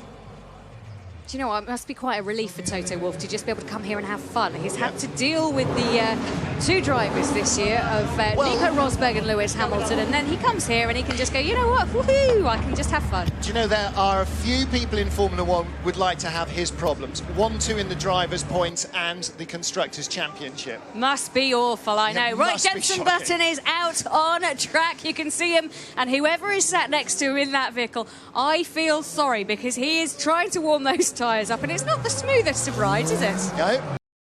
Got to get the heat into the brakes, heat into the rear tyres. The Crossbow can be a bit of an understeerer. You want to make sure it doesn't go into oversteers. You want warm tyres. He's trying to line lock the tyres as well, get those rears spinning. So this is going to be noisy as well when David Coulthard comes out. So listen to that. The two most experienced British Formula One drivers in recent history, in fact, I think in all history. Yeah, ever. Jenson Button versus David Coulthard. And it's Coulthard which will take the outside of the lines, the external, the internal going to Jenson Button. So both with white highlights on the car. You're going to have to look for the blue and white cross on David's helmet and on the flag. That's St Andrew's Cross, the Scottish colours, Saltire. And they are away and out and racing on this track here at the London Olympic Park. Jenson Button versus David Coulthard. They went rallycrossing together the other day. Here they are against each other, and who will take this? Well, don't forget, Coulthard has had a lot of recent success in the Nations Cup. He was the champion of champions in Barbados last year. Team Scotland got into the finals of the Nations Cup as well, David and Susie. So DC needs this to keep that going. And was he in front? No, Jenson Button was in front. It was 4/10 for Jenson Button. So Coulthard needs to find something here if he's going to make it through. Double British Formula Ford 1600 champion David Coulthard looking for another big result here. That was back in 1989. First ever winner of the Dunlop Autosport, or in that case, McLaren Autosport Young Driver of the Year Award. Jenson Button, 2009 Formula 1 champion. Oh, this is going to be tight. Very close, and oh my goodness, can't tell. You cannot call that. Oh, 51,000. That is insane. Team Somerset, well done, managing to get Coulthard out. Look how close this was, Martin. That's not close. That's impossible to tell to the naked eye. 51 thousandths of a second. That was a great second run. Oh, thank you, Matt Hunter. Team Somerset is a yellow background with a red dragon. There we go. Arr. I should have known that, having lived and worked down in Somerset for at least 3 years. Not a green and yellow background with a deer on it. D-E-E-R-E. See what I'm doing there? Yes, I see what you're doing there. You will have a tractor delivered to your house shortly, I'm sure. That was the tightest of rounds. Looking back at the action, my wordy, that was close. Chris Hoy can't believe how tight that was as Team England go through. That's my boy, says Alex Buncombe, as JB takes it by 51 thousandths. That's what you call a photo finish. Oh, look, that's a recognisable person in that car, surely. Yep. Terry Grant has been plying his trade as a stuntsman around the Race of Champions for many, many years, and is looking for a new world record tomorrow for the most people in a car on two wheels. Well, DC said, I thought I'd got it. We can tell him he didn't. That was close. I mean, they both got to the line, neither had any clue, but DC clearly knew that was a good second lap. And for Jenson, it's a fantastic result, just clung on by the tiniest margin. So we could have Team England 1 versus Team England 2. It's a battle for England 1 and the young guns going up against each other next for bragging rights. But look at this. Terry Grant in one of his two brand new Jaguars. Oh, he was in it, now he's out of it, and well, on top of it. He needs to be able to see through the fog and try and figure out where it is that the stadium's going to. Those Michelin tyres might not be that much left on them by the end of this, I feel. Well, he set a new record last year in Barbados for the most people on two wheels, 13, and he is now he's going to try and get 16, possibly even 17 up on two wheels tomorrow. And hopefully, if the conditions are good, by which we mean dry. So there he is. Martin Haver will not be volunteering to be one of those people in the car, because just Martin alone would take up most of the back seat, I feel. Well, also, I've already got a couple of cracked ribs. I don't need any more thanks all the same. I'm trying not to make you laugh too much so it doesn't hurt you. Yeah, don't tickle. Thank you to everybody getting in touch, by the way, on Twitter. It's #RockLondon for all your messages. We'd love to hear from you, please, today. So the smoke clears here at the Olympic Park in London, the United Kingdom, as Terry Grant and his stunt work clears away. So this is going to be messy. We are going to hear from Coulthard and Button down in the driver's area. Let's cross to them now. And between you in that, it was super close. Could you tell on track how close it was? He beat me. You can't see the other car. And the first start, I thought you'd missed the start. I knew you'd come back, but I didn't know I was behind on the first one. I thought I was slightly in front, and then I went behind. Yeah, no, you caught me. Yeah. You caught me over the 2 laps. And what happened at the start for you? Nothing. I thought it was good. I thought you might have had a problem with the clutch. No. I think I was just excited, and you're not tucked in as much. So on my foot on the clutch, I was giving my whole body was shaking. I was like, oh my god, what's going on here? But actually, how were our times relative to 1:05.8? We had cold tyres as well. Yeah, that's right. KTM 5.8. You did the same as. Oh, you were quicker. So here we go. We can have a look again at. Oh, here we go.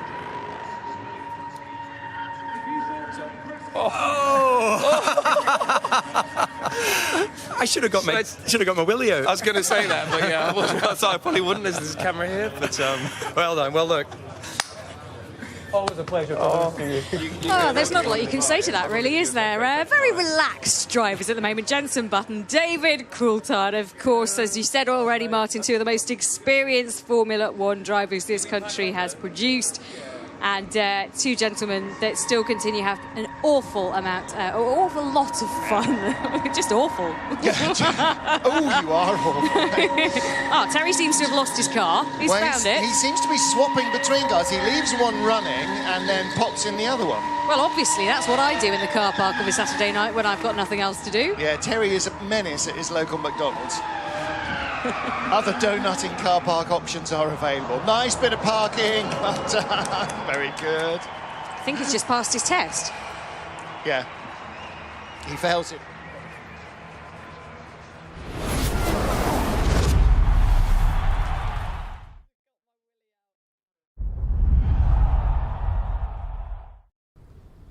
Spa passes the top. It's going to be a cracking Christmas here on One with a special.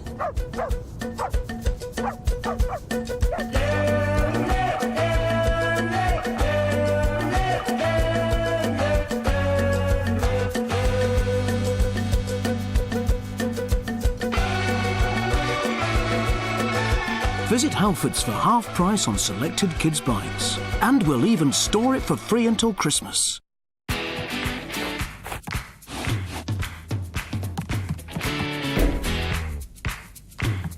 Kellogg's Crunchy Nut.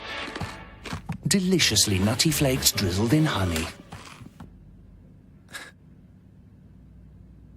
The trouble is, they taste too good. And now, enjoy crunchy nuts with the naughty flavour of honey and hot, creamy oats. The irresistible taste of crunchy nut in a cheeky new porridge. Oh, lovely, thanks. Hello.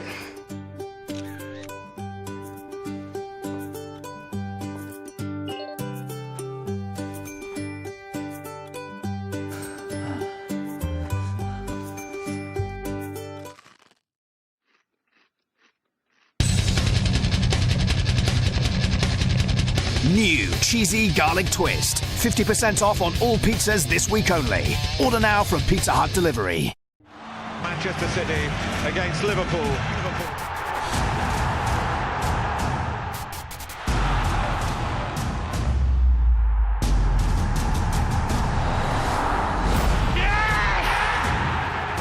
Raheem Sterling, can he finish it? He can. That's brilliant. Milner. Premier League classic. Man City v Liverpool, part of a Ford football weekend, live only on Sky Sports. Efficiency through control. Sky Sports F1 coverage, sponsored by the FairFX corporate card.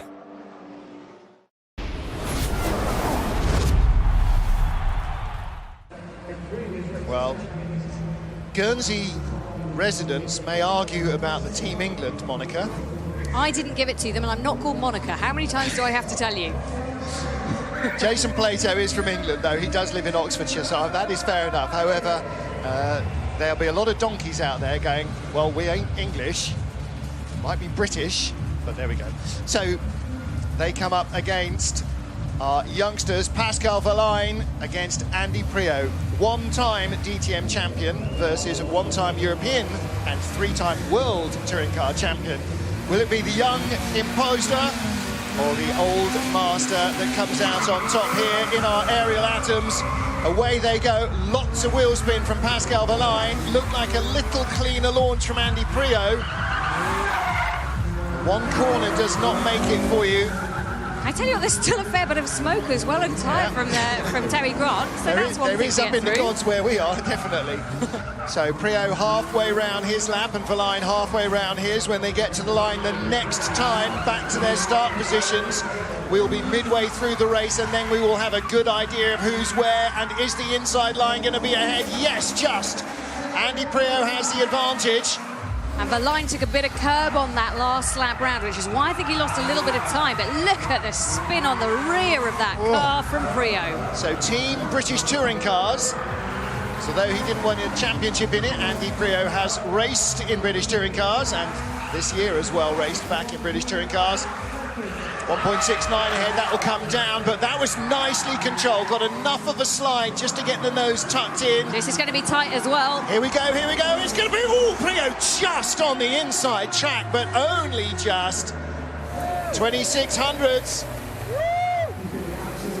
Do you know, I have a feeling that's Denise Lewis in the car with Andy Priaulx. She just had the ride of her life. That must have been awesome. Good recognition of those eyes. That is Denise Lewis. I did a question of sport the other day. It's fine. Ah, right, okay, very good. And what was toughest challenge? We'll get back to that later. Andy Priaulx puts in a stellar drive. Denise Lewis picking up some tips because she will be taking part in the Celebrity Skills Challenge. That's coming up, so maybe she was taught a lesson or two then on how to best master that car. Pascal Verlaine's passenger having a bit... Is that Ella Eyre? No, that is a... No, now you put Do you me know at it. what? I don't know. No, I think that's Ella Eyre's eyes. She was not in the same round as Denise Lewis. I'm sorry. Wasn't much in it, though.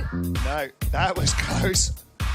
So Team Scotland last year had a great run through to the finals, but they have been eliminated. So Susie Wolff and David Coulthard can put their feet up and watch the action. And next up it will be Palmer versus Plato, a battle of very familiar British names. Well, let's have a listen in. See a week. There we go. Denise saying that we're hearing Priaulx saying he was happy, so that's good. I think he was suggesting Denise was his good luck charm. She would be anybody's good luck charm. That's not going to wash. Incredible athlete. That's not going to wash because Joe Priaulx and the kids are upstairs. So I bet Seb is getting some ideas as well, his son, who has just started racing karts. Ah, look at Denise Lewis. That is the dance of victory. Yeah, let's hear it for the boy. And Pascal Verlaine looking a little downcast. That'll last for about 60 seconds. And if he stops moping, then, or if doesn't stop moping even, somebody will start ripping it out of him, and that'll be the end of that. So this is Jolyon Palmer. No, it must be Plato. I apologise most sincerely. Jason Plato is out when you've got two Brits against each other. It gets ever so confusing. But this is Team England 1 with Jason Plato. And out in a moment will pop Jolyon Palmer representing the young stars. And he will be in the black and orange car as opposed to the white and orange. So you can see Jolyon Palmer just taking his time getting to the line so that we lose as much of the heat in Plato's tyres as possible. Now, this is one of our celebs who's been in the challenge as well. That's Yoko there. Those are his glasses. So who is in the other car?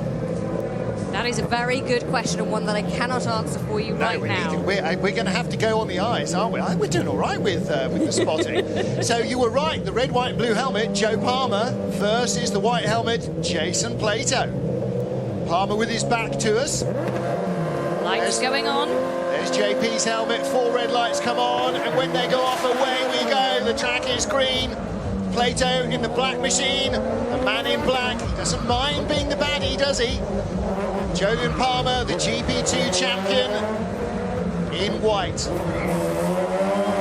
Yeah, so that is Yoko alongside Jason Plato. He's a TV host in Germany, kind of combination of a young Jonathan Ross and a little bit, he does 2 shows a week, one on his own midweek and a weekend show with a friend of his, lifetime friend. That's a little bit more on the Jackass front. They challenge each other to various different tests. Yoko lost one recently, and the forfeit was he had to present the next week's midweek show naked. I can assure you that is not happening tonight. Here. No, however, I shall be emailing 5 Live. It's radio, it's fine. It's radio, it doesn't matter. We can just tell them. Here we go. So at the line, we should pay attention a little, shouldn't we? Ooh, it was very close. Very close. I think indeed. it's gone to Palmer by 2/10 from Plato. So Palmer for the young guns levels things out. We go into a tiebreaker, and it will be Palmer versus against Priaulx. Our winners go through into the decider as Joe Palmer pulls one back. Now don't forget, in their first heat, Andy Priaulx won his and then went into the tiebreaker because Jolyon Palmer punctured the tyre on the Mercedes with a run up the curves. So now the boot is on the other foot. Jolyon Palmer has taken victory and he will go through. I beg your pardon. Andy Priaulx has taken victory, hasn't he? So he will go through. Yeah. So it will be Palmer versus Priaulx. Yep. To work out who will go through to face England 2. So Jenson Button looking on there because whoever wins this next heat will compete against him and Al Buncombe for Team Somerset. So a quick change of cars as they dash out of there. See how all the names are stripped off and re-stripped onto the cars. There's so much organisation goes under here. We just sit up above and watch as cars come out in front of us, and they're all there, and all the drivers are there who are supposed to be there, and the names are on and everything. From having worked behind the scenes in the changing area, let me tell you, it is madness. And it is highly organised, highly choreographed madness. So Jolyon Palmer, 1 minute 3.12. Jason Plato, 1 minute 3.34. The Formula One driver beats the touring car champion.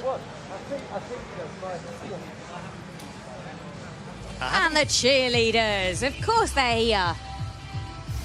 It must be a bit chilly actually. Quite cold tonight, cheerleaders. Well, that's why they're jogging about a lot.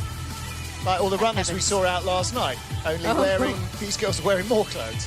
They were very pleased with themselves, those runners, weren't they? They were, weren't they? They were whooping and hollering at the end of their run. Mind you, if I'd been running, I'd been very pleased with myself as well.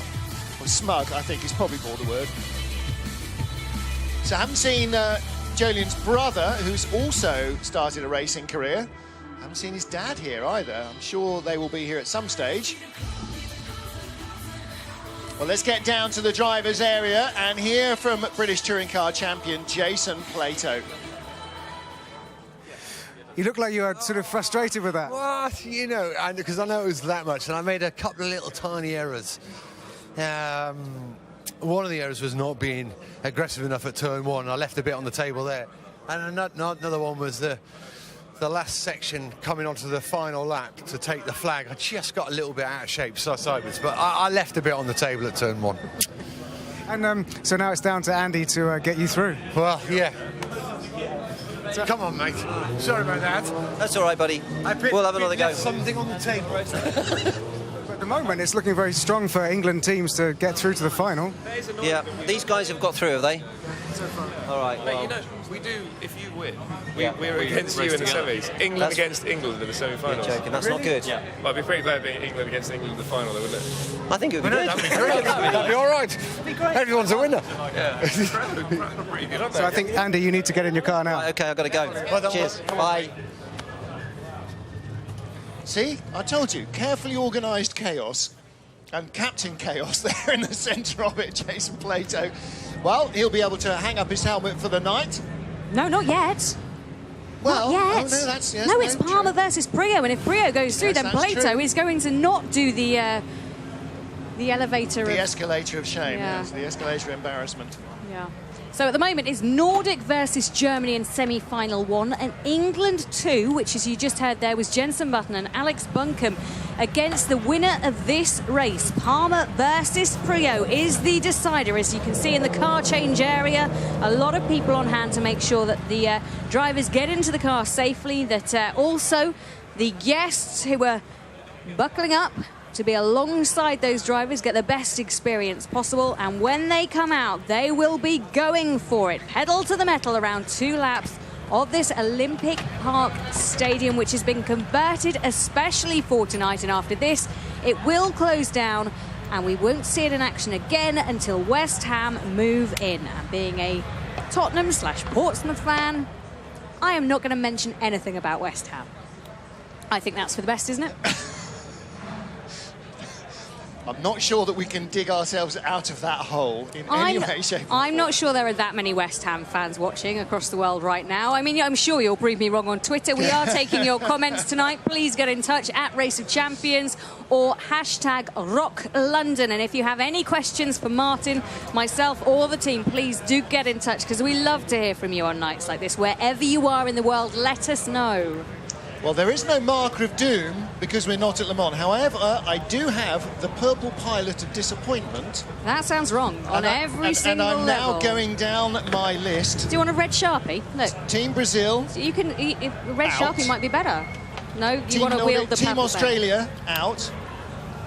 Team Scotland out. Out. Team Americas out. Out. Team Brazil. Have you done them already? Yeah. You've done them. Okay. So at the moment in the balance, Team Young Stars. Oh, All Stars out. Oh yeah, Grosjean and Hoyt. Yes, Team All Stars, they're out as well. I can tell you what, Nico Hülkenberg looks frozen at the moment. He's just stood down to our right. Team Germany have gone through, but he's with family. Oh, he's just waving goodbye to... Oh, I won't say what he just did then. But he's going off downstairs. I think that's probably... Oh, probably a nice time to liaise. Catch up with everybody and then go back downstairs to get on with the racing. Yes. Well covered. Thanks. You were heading down a very dangerous branch line. Oh, I tell you what, I do want to point out, you guys won't be able to see this, but for those of you who used to join me on radio, then I will describe the scene to you. On my left is the gold stand for VIPs, and in there are about 100 people wrapped up in bright orange blankets. Oh, Jolyon Palmer has rescued us from this. 2014 GP2 champion Jolyon is his second appearance at the Race of Champions, and he takes on Andy Priaulx. So we are all set for the drivers to come out and take to the track as we get this on the way. Oh dear, James Chalmers just got in touch and said, so Jenny Gow, not many West Ham fans are watching, are we? Well then. Both of them are, apparently. Oh dear. Oh, LP Collins says steady on Jenny Gow, West Ham. Oh, I've opened up the floodgates now. I'm sorry. Right, let's get the racing back on. Thank goodness for that. So we will have, in the interior lane, will be Jolyon Palmer in the Radical SR3 RSX. Jason Plato will be in the exterior lane. Oh, and he has not got a passenger in that car. Could this potentially be an advantage, or will they probably both have to go without? Well, I'm assuming both will go without because tie breaks are not scheduled in the normal run of things. Ah, that'll be why. So knowledgeable. So Palmer there in the black car. And on the inside, it's Priaulx in the orange. Plato egging on his teammate. So Priaulx with the Guernsey flag on the side, Jolyon Palmer the red, white, blue, very reminiscent of his father's racing colours. And JP, Jolyon Palmer, Jonathan Palmer, the same logo. This is Team Young Stars versus England 1. And they're off. So good launch from Priaulx. Palmer looked like he had a little bit of wheel spin away from the line. The all-black car is Jolyon Palmer, trying to keep the Young Stars in it, while Andy Priaulx tries to keep the British touring car drivers in it. Halfway round the first lap, and a big handful of oppo from Palmer, and that won't help. Oh, and a big slide from Priaulx on the far side as well, I think. This could be pretty even at the line. Palmer is hanging this out. He needs to take a deep breath and control himself. I shouldn't be giving tips to drivers. He is way more experienced than me, but he is going to lose this unless he can bring that car under control. Yeah, big slide from Priaulx, but Palmer's big handful of opposite on the first lap has cost him nearly a full second, and Priaulx will know as he gets to that second overlap that they were closer to the line than the last time. Again, big slide from Priaulx. Keeps it tight, 2 corners left. Into the final straight. And across the line, Andy Priaulx takes it from Jolyon Palmer. Team English Touring Car champions go through, and the Young Stars are out. So our semi-finals are confirmed. Nordic versus Germany, and it's an all-England semi-final in the other. Join us after the break to find out who makes it to the big final.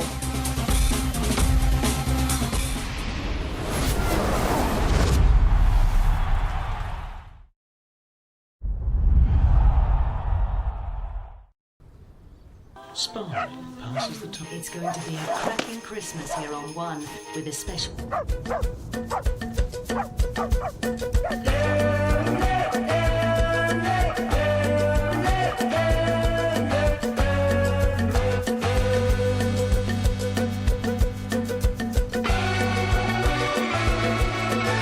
Visit Halfords for half price on selected kids' bikes. And we'll even store it for free until Christmas.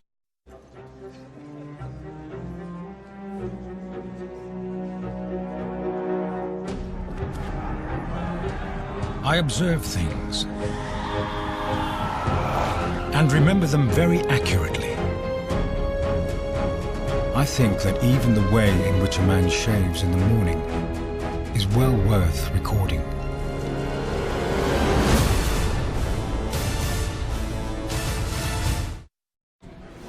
Barbecue pulled pork one and a hot peri-peri chicken one, please.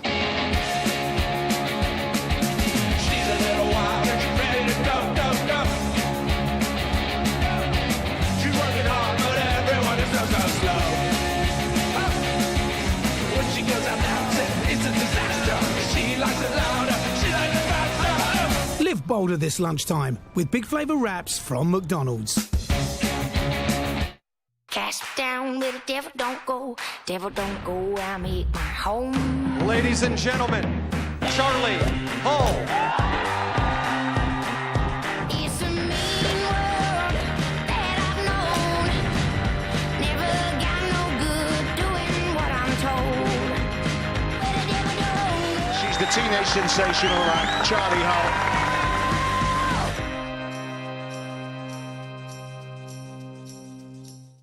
Driving expertise. Sky Sports F1 coverage. Sponsored by the FairFX currency card.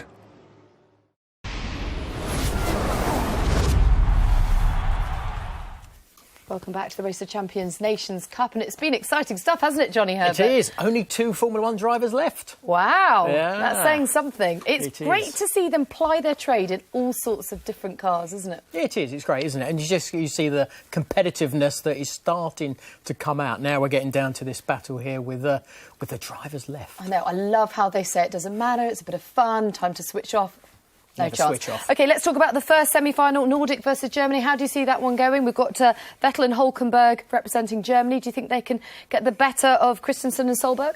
I think so. Solberg is the rally man, so it's something you would think he'd be OK. Tom is reliable as anything, but of course you've got 2 great drivers in Sebastian and Nico. So at the end of the day, I'm going to go F1-ish. I know. I'm gonna go for Germany. That doesn't surprise me. No, about I you, know. Johnny. I wouldn't mind to see those two in the team together in F1.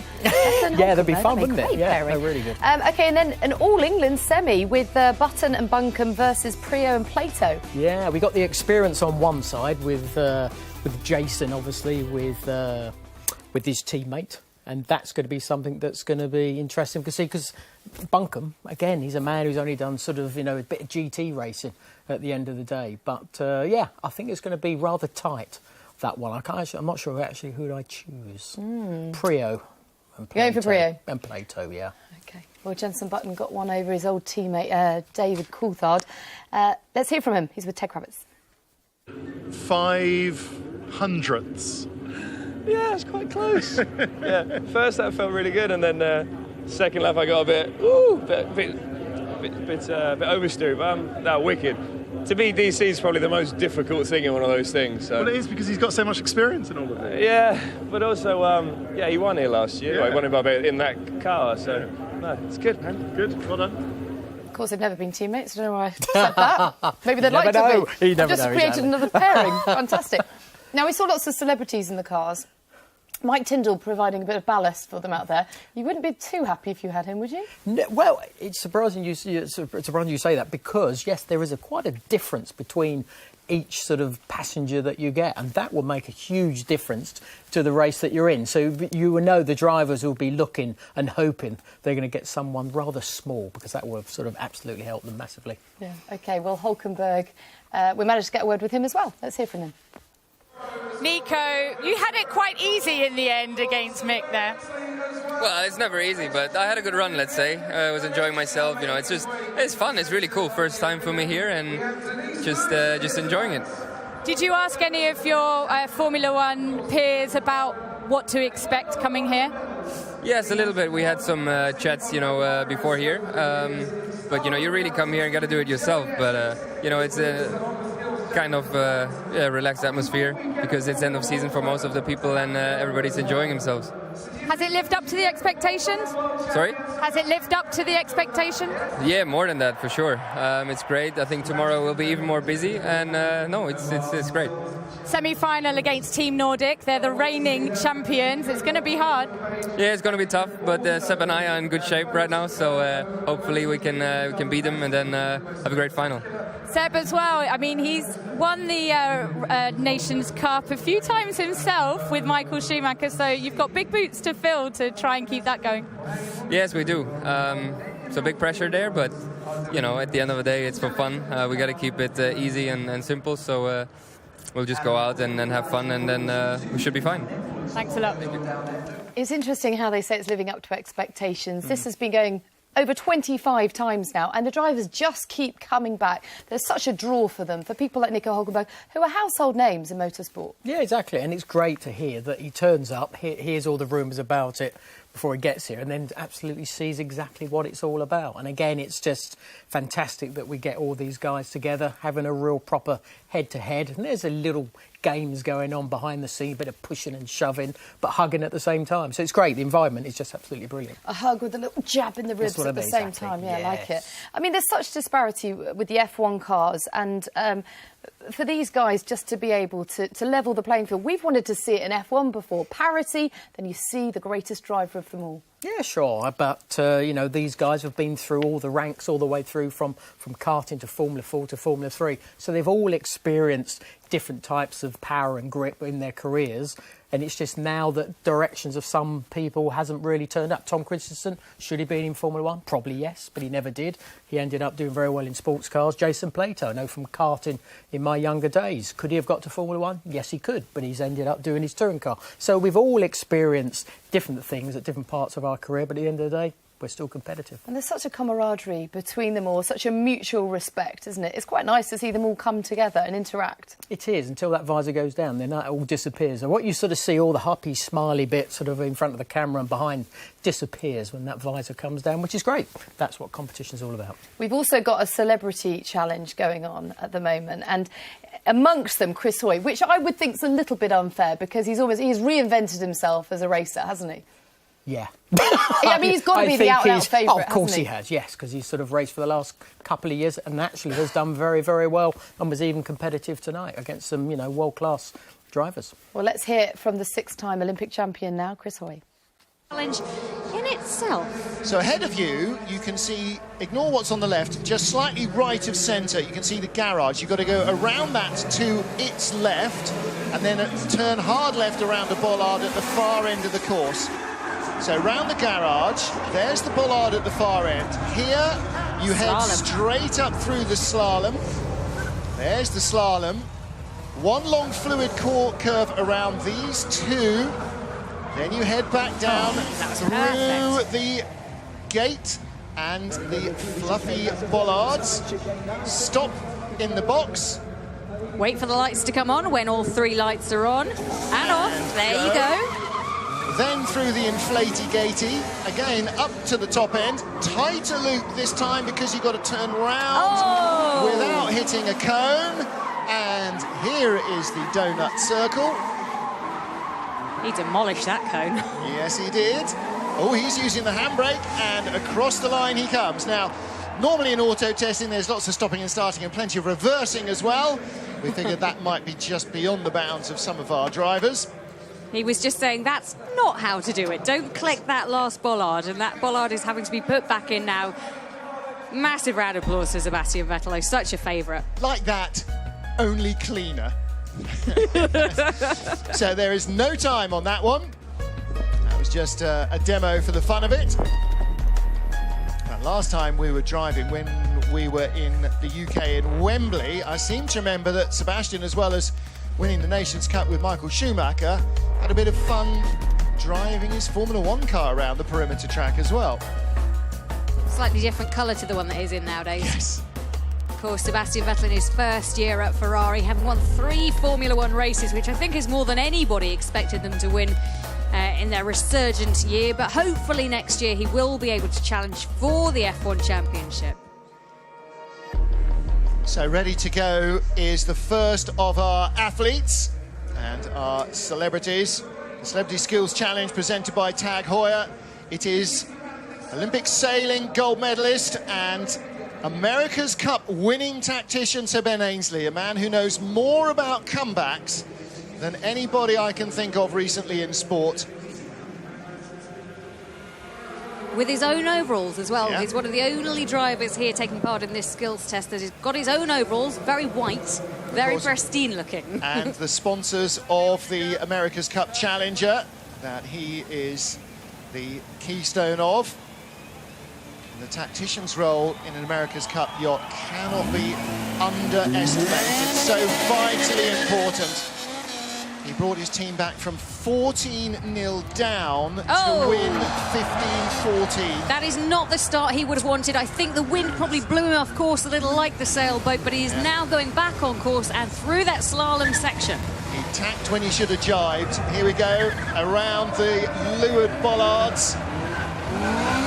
Little hesitant, but he can still get through this. Yes, it's all about controlling the speed. Nice stop in the garage, waiting for the lights to come on. He'll just have a breath, 35 seconds down, and off he goes. A little less is always a little more. You see, it's so easy to slide the rear of this aerial atom. Tom Onson-Cole was telling us they've been teaching their drivers how to clutch kick to try and make it slide. Oh, it's all gone to pot for Ben Ainslie as well. They are having trouble with the donuts. I think with a large, expansive tarmac, it's very easy to lose your way. And once you've taken out a bollard, then you go to pieces a little bit. So he's stalled it now, which might mean he needs a little bit of help to get it going. But the crowd are trying to will him on. Trying to get a bit of wind behind him. Yeah, he will get a penalty, and I'm not convinced he's going to set the fastest time at the moment. The interesting thing will be the split, which was 35 seconds it took him to get into... Yeah, that horn's still working, thank you very much. 35 seconds to get him into the garage area. So they look to have restarted the car. He'll go back around the donut, take out a marshal or two. And this is the problem. It's too easy to get the car sliding when you don't want it to, but it's very hard to make a car do a donut if you're not used to doing it. And I think out of all of our celebrity drivers, he has had the least amount of time to prepare for this. So Ben Ainslie taking in a whopper of a time, but he could still win this because your votes come into play as well. Absolutely right. So if you head to the Race of Champions Facebook page, give them a like, but also you can add your vote to the time of the celebrity and try and influence the decision. If you think Sir Ben Ainslie deserves to win for dogged determination, then you see the clutch kick there, but unfortunately got too sideways too soon, or too sideways too late, and clattered the cone rather than doing the donut.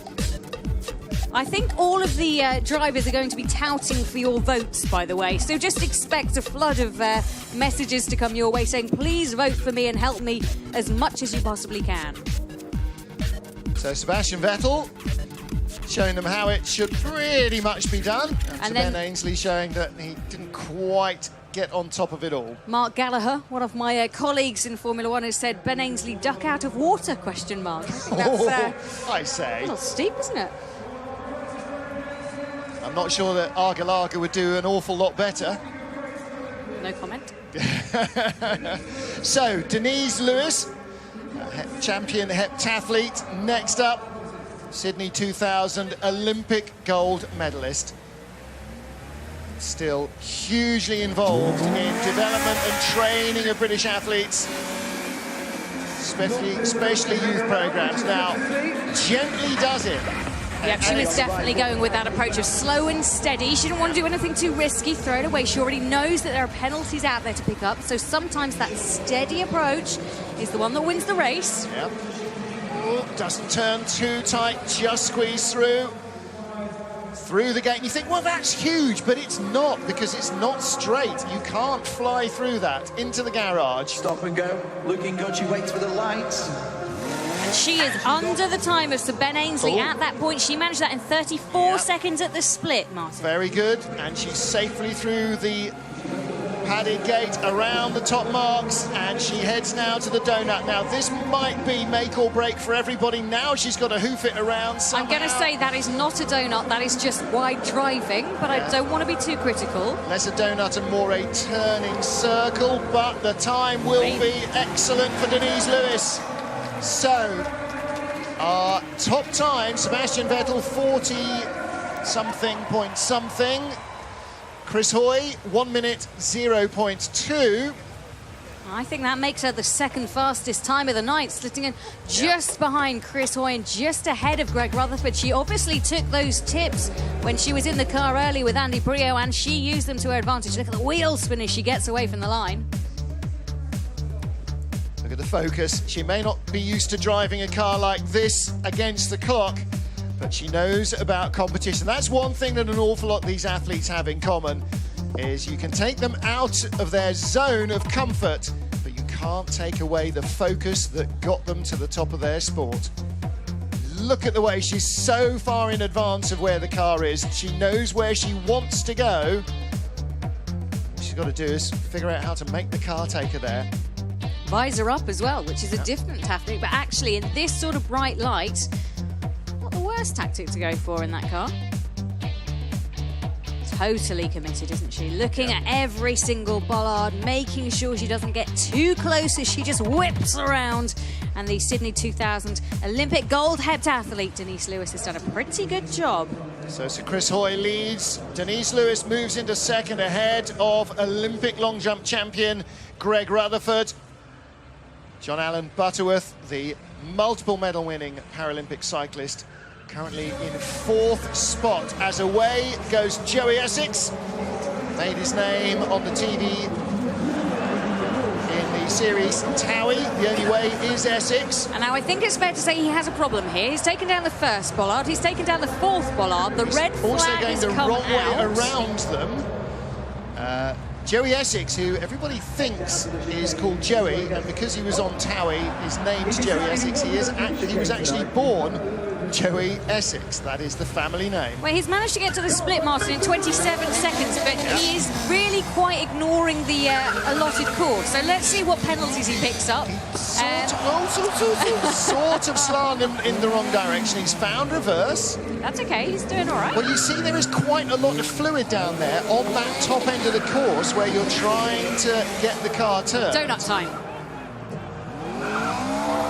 Okay, he's taken it donuts onto the track. He wanted a bit more action. So let's see if he can get round the donut bollard and then back under the gate. Everybody climbs out the way and clambers clear. It's a decent time, but... Ream? Not Ream. Not Ream. I'm saying definitely not the Reamest thing I've ever seen. It certainly wasn't a Dareem. They won't be well gel of that. Terry Grant and Tom Onslow Cole go to offer their congratulations. He is going to get some whopping penalty points for that. There's a good 15 that I can think of, probably more like 25 seconds. So although that time was quicker than Greg Rutherford to the line, I'm not sure that he's going to be in there when it comes to penalties.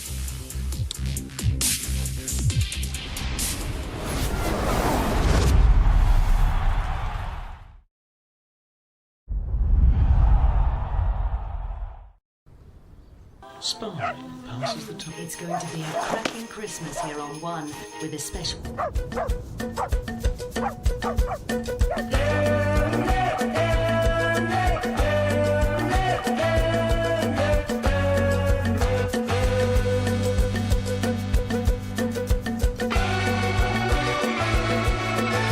Visit Halfords for half price on selected kids' bikes. And we'll even store it for free until Christmas.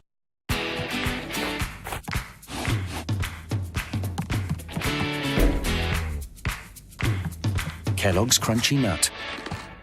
Deliciously nutty flakes drizzled in honey. The trouble is, they taste too good.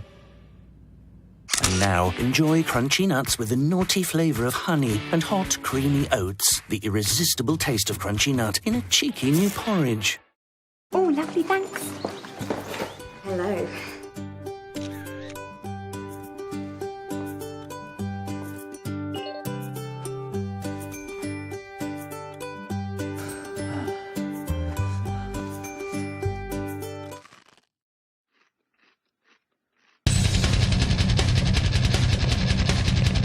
New cheesy garlic twist. 50% off on all pizzas this week only. Order now from Pizza Hut Delivery. Bond is back in cinemas now. And you can bring the excitement of Spectre straight to your home. Pre-order with Sky Store now using your Sky remote. And get Spectre to your TV, your favorite devices, and the DVD direct to your home. Own the action now with Sky Store pre-order. Efficiency through control. Sky Sports F1 coverage, sponsored by the FairFX corporate card.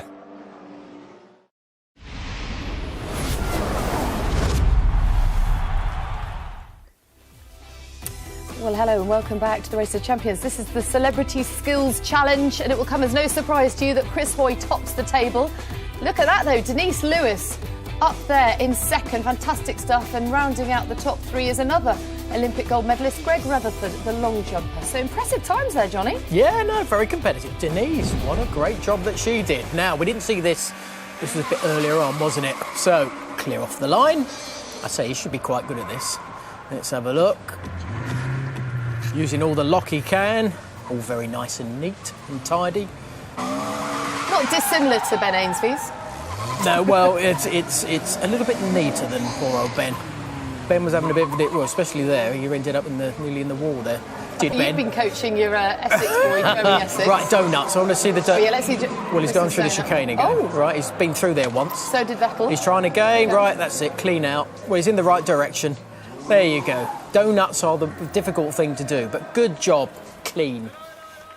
Not so for Joey Essex or Sir Ben Ainslie, Yeah, but you know what? We can't argue with his Olympic medal haul, can we? No, you can't. No, not at all. No, Joey, I think he just got lost completely. Joey had been taking a few tips from you. Reckless. Oh, nice, thanks. Reckless. Brilliant. Yes. Good old Denise Lewis. Wow, That's what I she say. was focused, wasn't she? Well, I'm not surprised with the job that she always did as a sportswoman. I think that is something there where she would have just known where to go, and she did. Yeah. Very, very clean and very purposeful. Very impressive indeed. And I know we can hear from Ted now, so let's cross over to Mr. Kravitz. Hi, Natalie. Well, it's Jolyon Palmer and Andy Prio coming up next. But I tell you what, this is the matchup that I'm really interested in.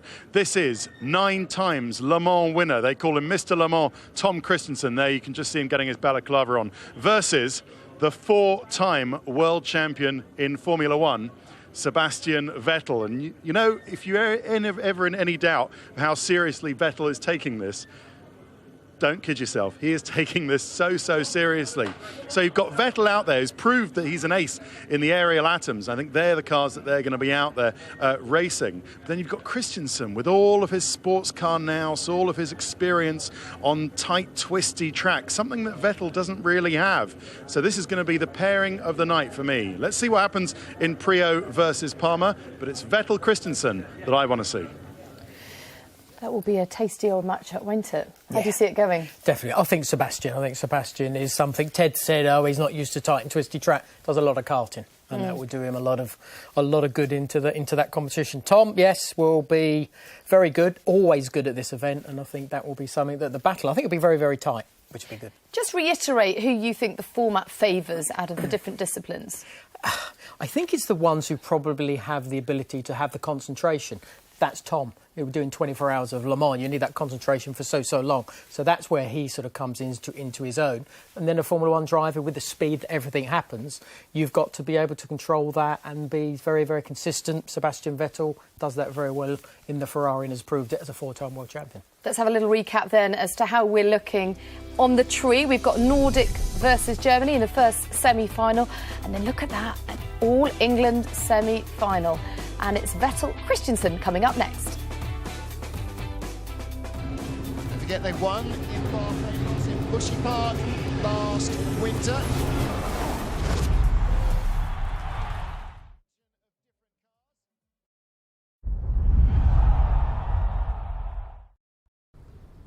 Spa passes the top. It's going to be a cracking Christmas here on One with a special.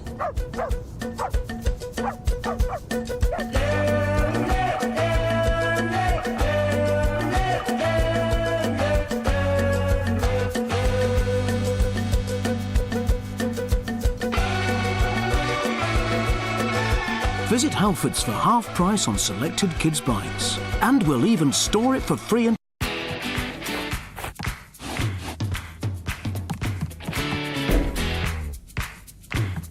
Kellogg's Crunchy Nut. Deliciously nutty flakes drizzled in honey. The trouble is, they taste too good. And now, enjoy crunchy nuts with the naughty flavour of honey and hot, creamy oats. The irresistible taste of crunchy nut in a cheeky new porridge. Oh, lovely, thanks. Hello.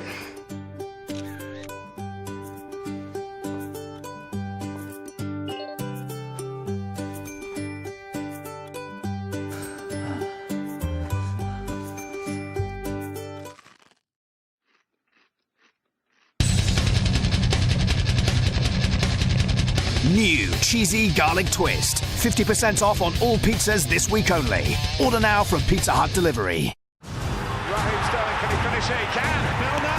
Man City v Liverpool, part of a Ford football weekend. Live only on Sky Sports. Commencing manual inspection. There's something in there! Do you recognize her? I've never seen that woman before in my life. Then why is your name tattooed on her back?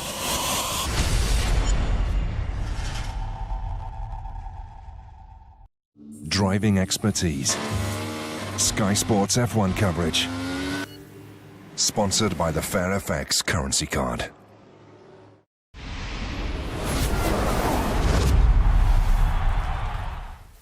A very warm welcome back to the race of Champions Nations Cup. Johnny, we've seen some great skills on show so far, not least in the Celebrity Cup from Sir Chris Hoy, Denise Lewis, Greg Rutherford. They all impressed you? Yeah, they have. Again, that sort of course is not an easy thing to do. All that sort of turning sharply, you normally have to do what Sebastian was doing, which is sort of drift it all around. But you don't do that, you end up sort of going straight into the wall, running over all those cones that are out on track. But that's what that is all about. It's all about having the finesse to be able to get through it without knocking anything over, and especially not driving off the course, or like Joey Essex, getting lost. Getting lost. The first of the semi-finals coming up very shortly between Nordic and Germany, and Sebastian Vettel, that man there, he's got a great history at this event with Michael Schumacher. Some big shoes for Nico Hülkenberg to fill. Yeah, pretty much. But I think, Nico can fill those very, very easily, I think. But the relationship that Sebastian had with Michael was fantastic.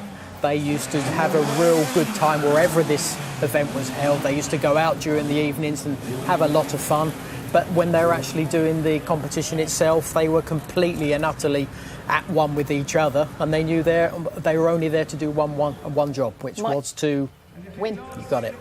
Mike Tyndall about to get thrown around again. Let's get back to our commentary team.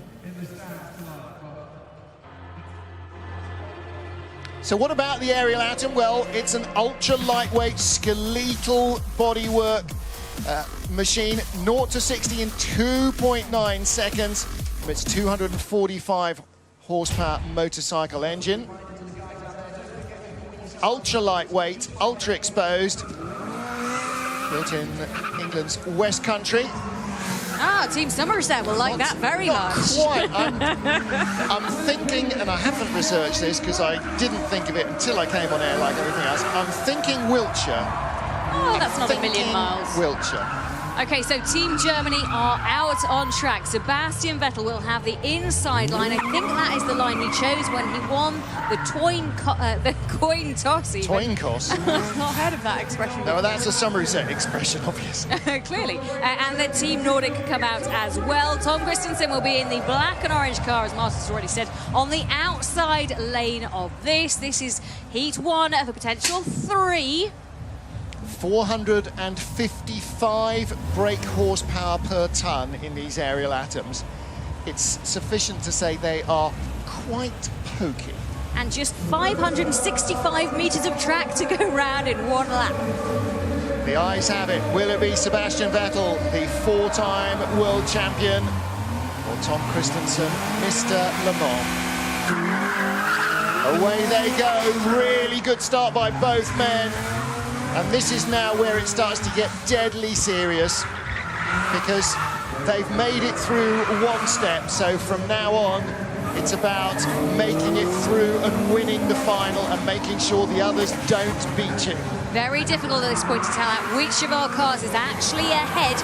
We will get a clue as they come around these final 3 turns into the start-finish straight for the very first lap to be completed out of 2. It's all about fluidity and momentum. I think Vettel was just in front. 12 hundredths of a second. Well, that is makeable uppable. Coulthard brought more than that back, but that was a big slide from Tom Christensen. I think the Danes are going one down. He clumps the curb, half a lap to go. Vettel looking more controlled. But aggressive on his gear changing. He's going into that fluid motion needed in these cars to get them around. As they come around the final turn. A lot of curb taken there by Christensen. Who gets it? Christensen's coming. He's going to win it. Christensen takes it away from Vettel. That was wow. Close. No. Vettel had it. Vettel has done it then. Didn't look like it from the shot we had from behind. It looked like Christensen got to the line, but Vettel has victory. Someone is going to have to break the news to Christensen. I think Vettel will do it in his own donut style. This takes me back to India when he won the championship in Formula 1, and he didn't care about the rules. He still did his donuts. Well, that was pretty close, wasn't it? That was very close indeed. Well, let's have another look at the closing speed to the line. Oh, yeah, Vettel just in front on the far lane. Now, he has been saying all day that he reckoned the interior starting lane was beneficial, and he wanted to make sure he had every opportunity, because it's just for fun. Oh, yeah, obviously. Yeah. So there's a lot resting on Petter Solberg next. They will be in the Mercedes AMG GT, and it was Solberg, remember, that had that wide swing of the Euronav car, and he will be hoping to redeem himself for Team Nordic and take the battle down to the last of these heats. But look at Sebastian Vettel celebrating. I think he won that by 200ths of a second. There was nothing in that apart from 200ths of a second. You couldn't even blink your eye that fast. So Sebastian Vettel climbs out, his very excited passenger struggles to climb out of that car as well. They're not the easiest things to get out of if you're not used to it. No, not graceful. Not graceful. No. Thank you. I'm being corrected. I've lost it now. Somebody was saying that the Honda engine does come from Swindon in Wiltshire. I'm going to have to. 600. I mean, 600s. There we go. 600. I think it was. Vettel clarifies the situation to Christensen. That was so close that from behind it definitely looked like it had gone the other way. So next up, as we said, will be Solberg going against Hulkenberg. Hulkenberg, Le Mans winner from this year. He will not be able to defend his championship, but because he will not be able to do it because there is a clash with Formula 1 and Le Mans, and I don't think he's going to get out of driving his Force India car. Force India have got a test driver who'd be more than happy to pay for the opportunity to drive. Yeah, newly announced. Everybody's saying he's not going to defend his title in Le Mans. I don't think that's even remotely set in steel. Well, it depends if it's going to be a Force India car next year or if it's going to be an Aston Martin team next year, because that is still to be confirmed as well. If it's a Force India with a customer engine, then he can race for Porsche. If it's an Aston Martin, it might be slightly harder. This is very true. That might cause some problems. Look, TK still looking back. He wants to see the replay, doesn't he? Verlaine is having a gentle rib here, just having a little wind up, because, of course, this is only today. Nations Cup is just today. Tomorrow, it's mano a mano. There it's stab each other in the back and claw your way to the top of the greasy pole. And there's a couple of very tough opponents there for Pascal Verlaine to have to try and get by. Yeah, the Race of Champions tomorrow. We will be on air from 3 until 6, so make sure you join us wherever you are, and we will bring you all of that action as we get underway here in the Olympic Park. Jacob Truelove saying, stop it, Race of Champions. These are too close. These are too close. Let's hear from our drivers. Tom, we thought you had that. It looked very close. You looked like you thought you had it. Yeah, because normally it's very close, obviously, but I thought normally when the camera goes on the person, but it was very close, and I think I would like to see it from the side. But for sure, I lost with, was it 600? 600. And of course, you lost to Sebastian Vettel. So, Sebastian, was it clear for you that you'd won that heat? Oh, not at all. I think after the first lap, I saw we were just crossing the same, and then the second one, yeah, you feel like you come out of the low-speed hairpin, and I just wanted to get on the power, and it was very close. But then I saw the name on top, so I was very happy. But it was very close. In the end, I think we did the same race. So. And now Nico has to beat Petter Solberg. Yeah, so that would be nice. That means I think that we'd be in the final. So, yeah, that'd be a good effort. Well, let's watch it. You have to love Sebastian Vettel. He has the driest sense of humour, and for a German, that is saying quite a lot. He is brilliant. So this is a battle of the Bergs. Solberg versus Hulkenberg. Yes, it is. So, World Rally Champion and World Rallycross Champion Petter Solberg. Next week, he will go to try and defend his World Rallycross title against Le Mans winner Nico Hulkenberg. Is Nick Tandy watching at home? I know that their fellow driver Earl Bamber is racing in McLaren GTs this weekend. Be fast asleep at the moment. Will Nick Tandy get in touch on Twitter and let us know where you're watching? This race is about to start, though. Here we go. In the Mercedes, they grumble away from the line. Lots of tyre squeal, and I think that was from the Hulk. Petter Solberg's eyes, you saw, watching for the lights. There is Hulkenberg with the white stripes, and Solberg with the orange stripes halfway around the first lap. So Solberg starting on the inside. Now Vettel started on the inside, and he had the tiniest of advantages at the line. Listen to those Michelin tyres squealing around. The first time check comes in. Let's see who's in the lead. Oh, that's close. I think Solberg had it. He did have it fractionally.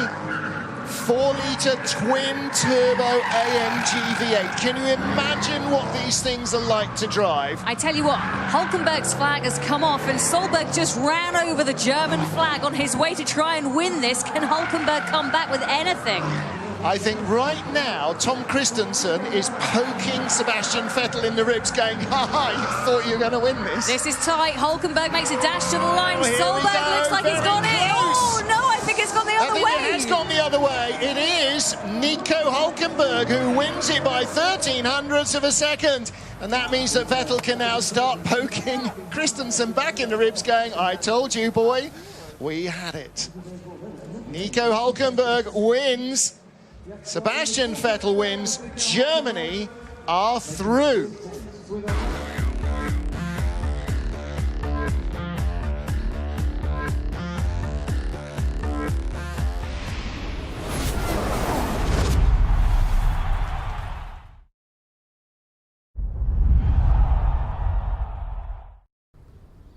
Spa passes the top. It's going to be a cracking Christmas here on One with a special.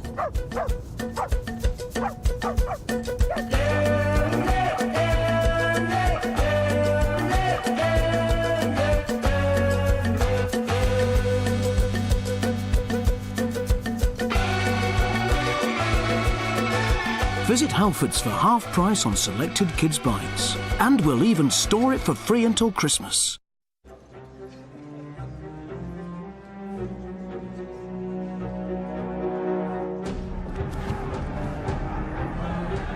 I observe things and remember them very accurately. I think that even the way in which a man shaves in the morning is well worth recording.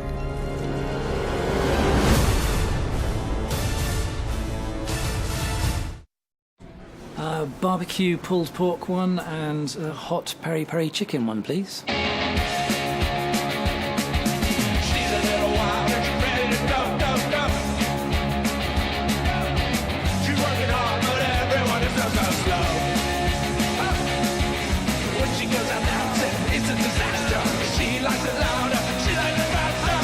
Live bolder this lunchtime with Big Flavour wraps from McDonald's. Make Christmas shopping easy with Buy and Keep in Sky Store. Are you ready to become a hero? Hang on! Come with me if you want to live. If we do this my way. With Buy and Keep, get the latest blockbusters straight to your TV, across your devices, and the DVD for under your tree. Treat yourself and the family this Christmas with Sky Store. Efficiency through control. Sky Sports F1 coverage, sponsored by the FairFX corporate card.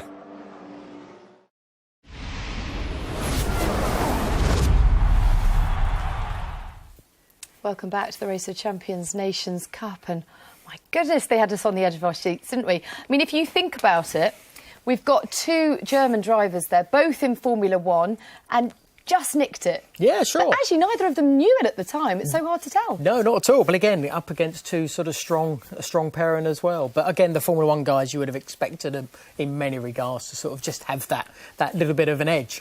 The next one, that's going to be rather interesting as well. OK, this is how it's looking coming into the second semi-final. Germany then have booked their place in the final, and it will be England. But will it be England 1 or England 2? Plato and Prio, or Button and Buncombe? Germany have won this 6 years on the bounce between 2007 and 2012, the partnering of Vettel and Schumacher. The question is, will they do it again? But they need to find out who they'll be facing, and who do you think will triumph out of the two England teams, Johnny? Well, you would think, because of Alex Buncombe is the one who is a little bit more the inexperienced of the bunch, but then of course you've got Jensen, he's going to do very well. He will be able to help Alex as well. But then you've got the touring car guys, as in Prio and Plato, in many respects as a stronger pairing. I think Alex will surprise. So Alex will come up against Prio in the first of the two potentially three races.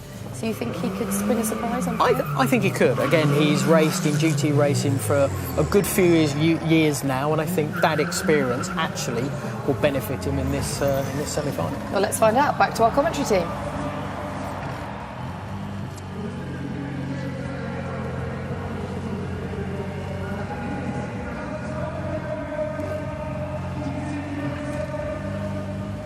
So Prio is in the orange and Buncombe in the black of the KTM Crossbow. Yes. 2-litre TSFI turbocharged engines mounted in the back of the KTM Crossbow. Ultra lightweight track special 2-seater. Oh, a little understeering these cars. They need a bit more speed to get the grip out of the front end. It's a very firmly sprung track car. I tell you what, Al Buncombe is going for this in that black KTM Crossbow. Well, look, he's just seen what Pascal Verlaine did last year in his first year, and Buncombe figures that in his first year he might as well go hell for leather and see if he can do it as well. Little gathering up there, and across the line they come, and Prio with a shade of an advantage. 1300ths of a second, that's half a slide somewhere. Tiniest little bit of extra oversteer. And as the passenger here in these cars, when you look at it, you think, yeah, it's big enough. And as you're getting to the line and he's warming up and it's all arms and elbows alongside, you are desperately pressing yourself against the far side of the carbon bathtub to try and make sure you stay out of the way. Checkered flag is Who's out, near the line? and it goes Prio. Prio who wins it. Wow. So it is England 1 taking the first. England 1-1, England 2-0. 4-4. East 5-5. So Prio celebrates and heads off. Pointy Buncombe finger. does it. Pointy finger? Pointy finger. Always a pointy finger. He had the Vettel pointy finger. So next up it will be Button against Plato. But let's look at some of the highlights of this, and a close finish, but not close enough. Yeah. So it is down to Jenson Button to beat Jason Plato.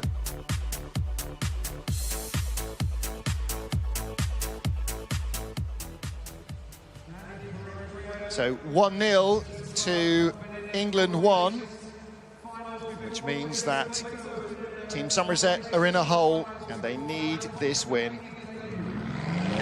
And you can hear the roar of the Mercedes AMG coming out onto track. England 1 versus England 2, so the white car coming out first, and then the orange car will follow. A lot of love for Race of Champions London tonight on social media as well as across the globe on your TV and streaming. Hashtag Rock London. Let us know your thoughts. So here on board with Jenson Button. He's in the car with the white stripes. And with the orange stripes, Jason Plato. Hard to identify, of course, because they've all got Union flags on. Hang on a minute. That was definitely Jenson Button I just saw waving. Yes, but we didn't see the exterior of the car. No, we didn't. They all look the same from that angle. Right. Okay, we need another close-up okay, shot. That's so Jenson there's Jenson, and he is looking. So, so Plato's in the orange. With the orange highlights. There you go. were absolutely right. You called it right first time. Plato orange, Button in the white. Second round. So it's a must-win for Jenson Button.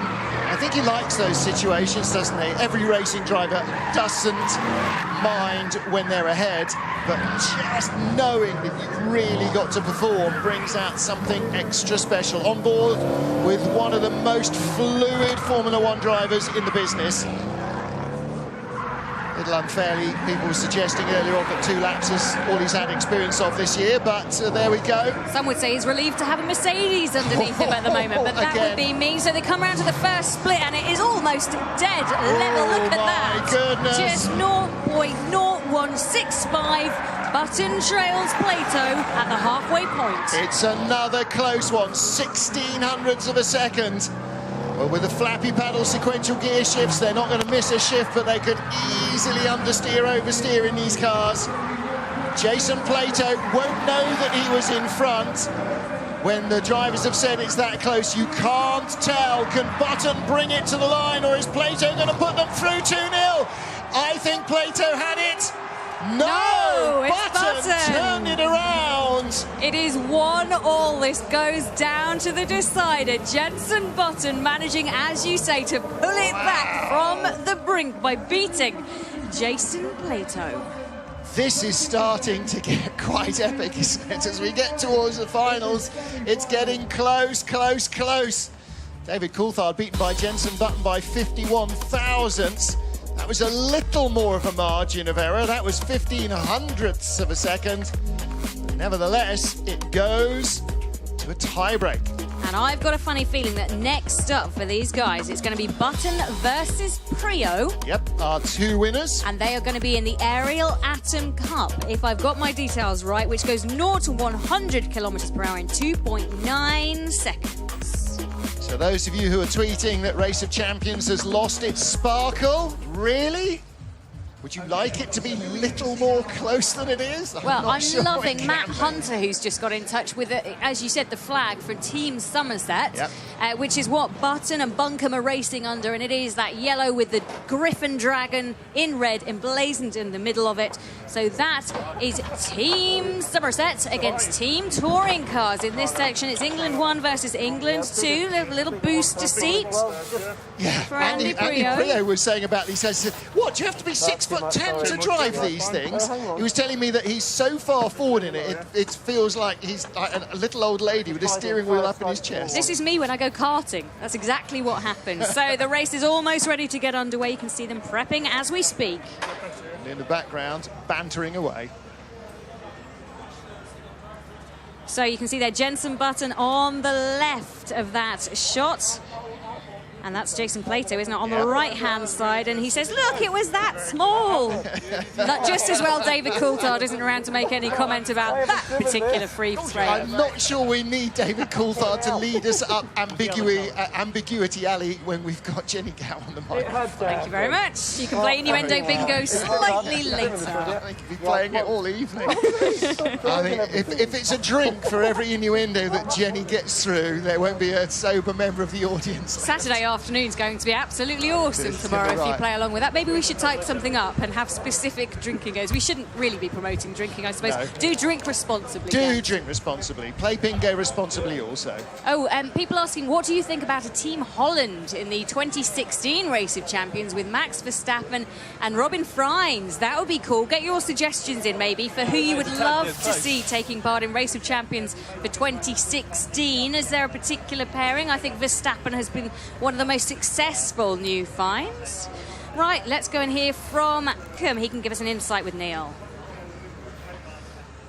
Alex, what did you just say to Jensen? Because it's all down to him now to get through to the final. Yeah, just, good luck and just do your best out there. That's all he can do. He's been saying he can't really change the gear in the Atom very well, so hope he can, get it sorted now. But, it's going to be close between these boys. Andy's really, really quick around here, so, yeah, let's watch and see.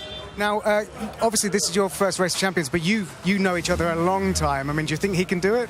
For sure he can do it. Yeah, absolutely. Yeah, I've known him, ages. It's a real honour to be here, and yeah, let's hope we can get the win for Team England. And if you do, that means you'll be in the final at the Olympic Stadium. Yeah, I know. I never thought I was going to be here. A few weeks ago. Yeah, it's been an awesome week. Thank you. Good luck. Cheers. Thank you. So that's Al Buncombe. Yeah. Worth pointing out, by the way, that Jensen Button has spent time living in Guernsey.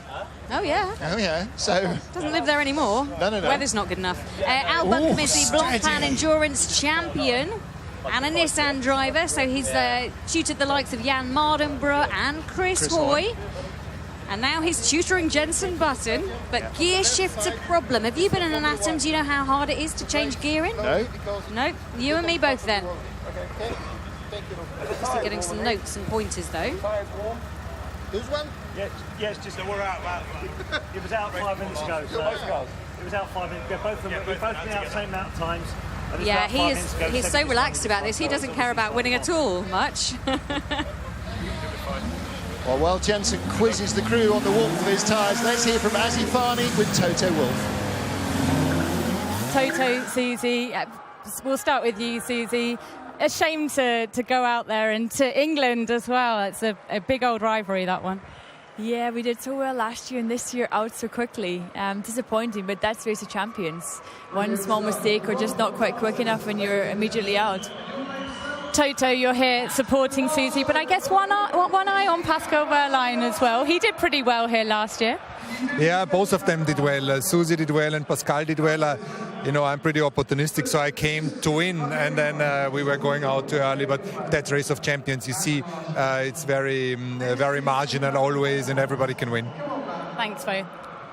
So husband and wife team, Susie and Toto Wolff, and this time it was Toto's time to feel the nerves, but Susie's last racing in the competition this weekend, so tomorrow at Race of Champions she bows out of her racing career. Lots of suggestions on Twitter for other teams.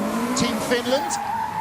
Well, yes, absolutely. Oh, I don't know, they're more at war with each other at the moment. How about, somebody suggested, and I like this, how about a separate fathers and sons challenges? Oh, that would be awesome. Rundles, Hills, Ross. Well, you can't do Hills. Palmers. I'm liking the father masses, obviously. Okay, let's get this racing on. You can continue to discuss that on Twitter, but we are ready to go. This is Button versus Priaulx for a place in the final alongside Team Germany, Sebastian Vettel and Nico Hülkenberg. On the near side towards us, we have Jensen Button. On the inside track, it is Andy Priaulx. So to go and face Germany in the final to uphold the honours of Great Britain against Germany in the Queen Elizabeth Stadium, Andy Priaulx versus Jensen Button. Button closest to us, with the pink and the Union flag, and Andy Priaulx with the predominantly white helmet with the colours of his homeland, Guernsey. Now Now we know Button was struggling with this gear shift, so can he master it enough? That was only the first half. Let's find out. Little lock up from Priaulx as he came on the exterior line down to the first corner, but Priaulx starting on the interior lane, which we kind of feel slightly might have the advantage, and he does. Priaulx's in front, and the margin is decent. 1.7. 1.7 Priaulx with a big slide. A big slide from Andy Priaulx. He's giving us everything. Look at him, head down and charging, really straining against the belts and working hard. And I think this lead is about the same. Maybe it's come down about 1.3. Let's see what happens when they come through. But Priaulx definitely has the lead here. Yeah, half a second at the end of the first lap. And it is Andy Priaulx that goes through into the final. Jenson Button loses by 2.9 seconds. Team Somerset. Disappointing. They will go out of this. Jenson Button and Alex Buncombe will not take part in this final. Jenson Button struggling with those gears, and it did show. He would have wanted any car other than what he got in the end. He will be disappointed. Well, that is the lottery of the choice of cars here. It's not decided by the drivers. Nobody gets to choose which they drive. They don't even get to choose in which order they drive. That is drawn before the event gets underway. So you know when you're going to race, you're just not quite sure what. Cars are cycled through. By the way, we have had people saying, where are the rock buggies? Well, they will be in action again tomorrow. The rock buggies and the RX 150s and RX 200s will also be out. Hugely spectacular, joining all the other machinery on track for tomorrow's Race of Champions. So it will be Germany versus England. It will be Priaulx and Plato versus Hulkenberg and Vettel for the final, for bragging rights for the Nations Cup here at the Race of Champions. England.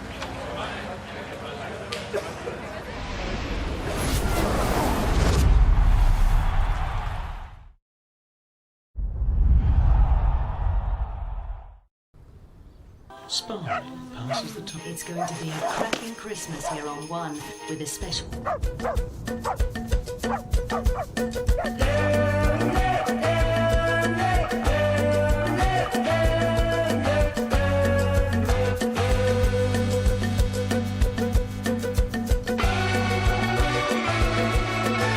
Visit Halfords for half price on selected kids' bikes. And we'll even store it for free until Christmas.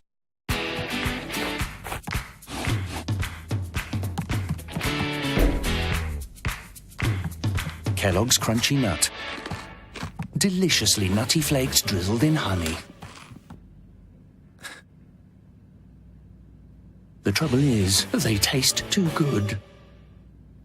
And now, enjoy crunchy nuts with the naughty flavour of honey and hot, creamy oats. The irresistible taste of Crunchy Nut in a cheeky new porridge. Oh, lovely, thanks. Hello.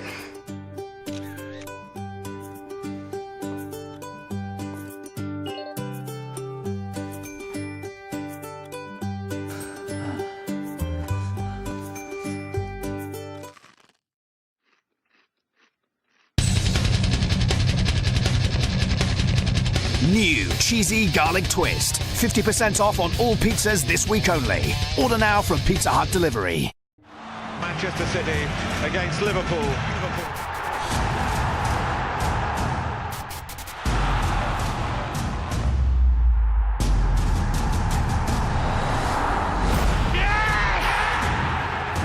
Raheem Sterling, can he finish it? He can. That's brilliant. Milner. It's a Premier League classic. Man City v Liverpool, part of a Ford football weekend, live only on Sky Sports. Driving expertise. Sky Sports F1 coverage. Sponsored by the FairFX currency card.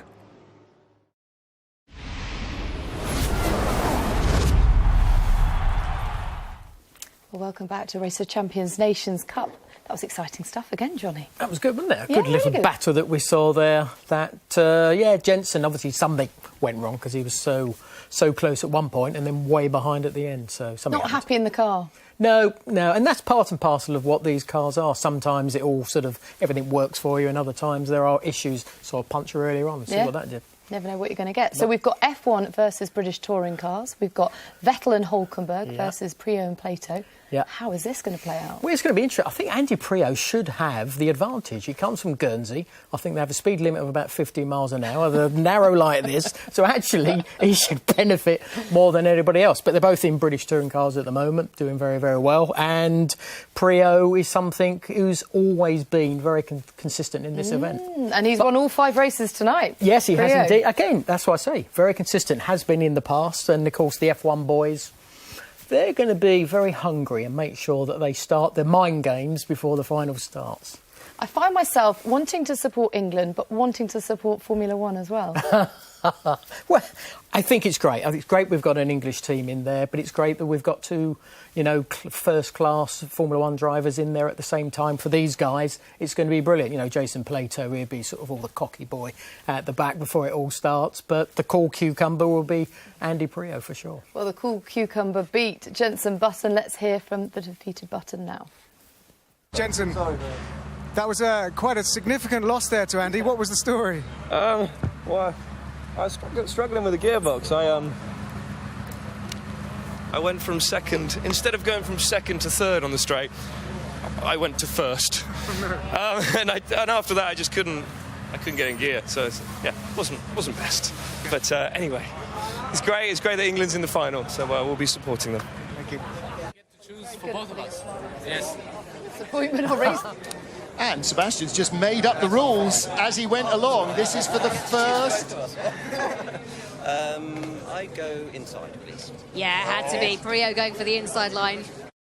The inner part of the track, you've got actually a longer run to actually get there to warm up the tyres. The other guy shoots out and basically has to stop straight on the start-finishing line. They have done in the past, give them a little bit of an extra run just to warm them up. But I think what we've seen so far, they just go straight to the grid. No, so, we don't know who's got what, though, do No, we? we don't. Exactly, We'll yes, wait to until they see. start, yeah. Wasn't clear with that coin toss there, no, was it? Not clear at all, no. But they'll both be chomping at the bit to get going with this one, Yeah, of won't course they will. Of course, that competition comes out now.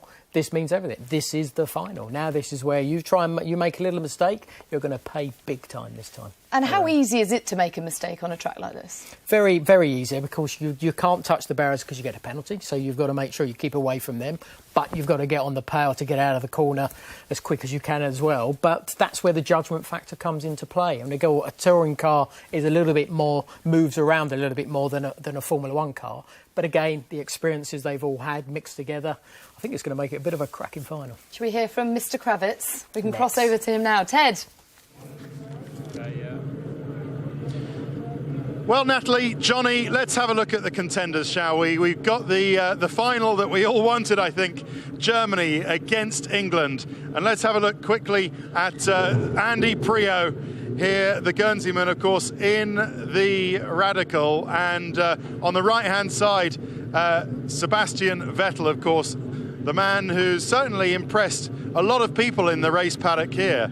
Plenty of people thought that Christensen would get the better of him, but no, he and Hulkenberg have done the business for Team Germany. But I think this is going to be as tight as anything. They are in the Radical cars. They're 2-seaters, of course. There will be an issue as to who they have got in the other seats. But I quite fancy Sebastian Vettel's partner, Natalie. I don't know whether you do. You recognise the man under the helmet there? It's Sir Ben Ainsley.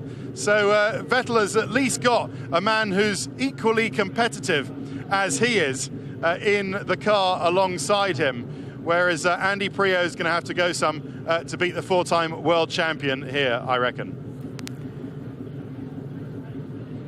Well, let's hope that Ben Ainsley is a better passenger than a driver, Johnny Herbert. Let's hope so. He's not going to be able to help him very much, is he? At all. But again, I think he's more than 4-time Olympic champion anyway. Doing this around the Olympic so I wonder Stadium what as Ben well makes of all must of be this. Just spectacular. Will he be excited about this? Oh, of course he will. Again, he's next to a 4-time world champion, Formula One world champion. So I think, yeah, he's going to be trying to see if he can learn anything off him, because he needs it after seeing what he did on that little auto course earlier on.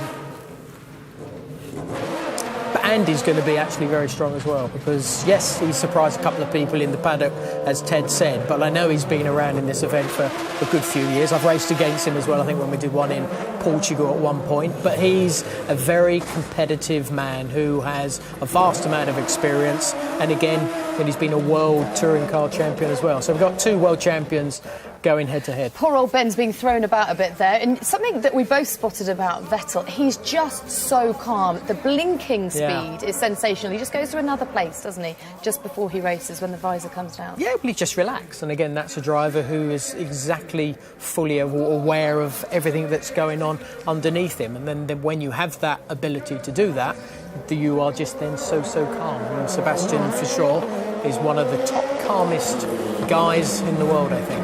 OK, come on then, who's going to win? I'm going to go actually for Andy. I think Andy in this one might just have that slight edge. OK, let's get back to our commentators. No reason for it. And as they make their way around, warming up those tyres on the way. On the other side, there we go, out comes Sebastian Vettel with Sir Ben Ainsley alongside him. And Vettel with a very short run to the line, really making the most of it, trying to heat those tyres, trying to heat the brakes. That's why it's that jerky, stabby forward and backward motion. So Sir Ben Ainsley sitting alongside Sebastian Vettel, multiple Olympic champion with a multiple Formula One world champion. Andy Priaulx, European Touring Car champion and 3-time World Touring Car champion, representing Team England and Guernsey. Vettel!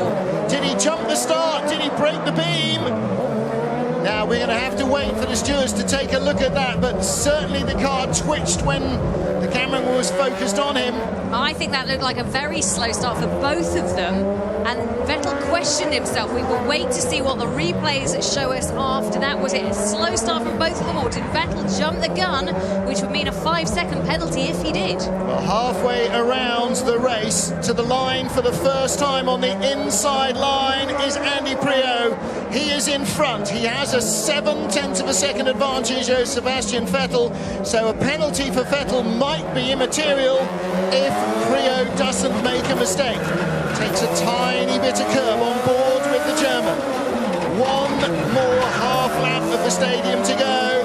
Vettel's behind. Not hearing of any penalty yet for the German driver, but Priaulx is going to get to the line first anyway. Checkered flags are waiting. Victory for Andy Priaulx. Sebastian Vettel has not lost in Nations Cup racing. 6 times he's entered, 6 times he's won for Germany. There is the flag of Guernsey being waved in the stands. And Andy Priaulx puts Germany 1-0 down. Hurrah! I shouldn't really say that. So let's have a look at what happened at the start of this race to decide what happened. Lights are on. When the lights go off, yeah, you're right, Vettel moves. Correct. Doesn't break the line, I think. Well, it's a big painted line. We'll wait for race control, but it won't change the result because Priaulx won it on time. 1:02.80 to 1:03.87. And I think in that it's Greg Rutherford who was the good luck charm for Priaulx. I found myself a talent recognising athletes by their eyes. I never knew I was doing that. But Andy Priaulx victorious, so let's see what Plato can do. He takes on Le Mans winner from this year, Nico Hülkenberg, to see if it will be 2-0 to England or if Germany can come back. So Vettel down there in the driver changing area. You can see they're taking off the Vettel sticker. Meanwhile, the Mercedes are out. So it's the Mercedes AMG with Nico Hülkenberg and Team Germany on the inside line in the orange and black car, good. which We've means... just got to hopefully Plato and then we'll be there.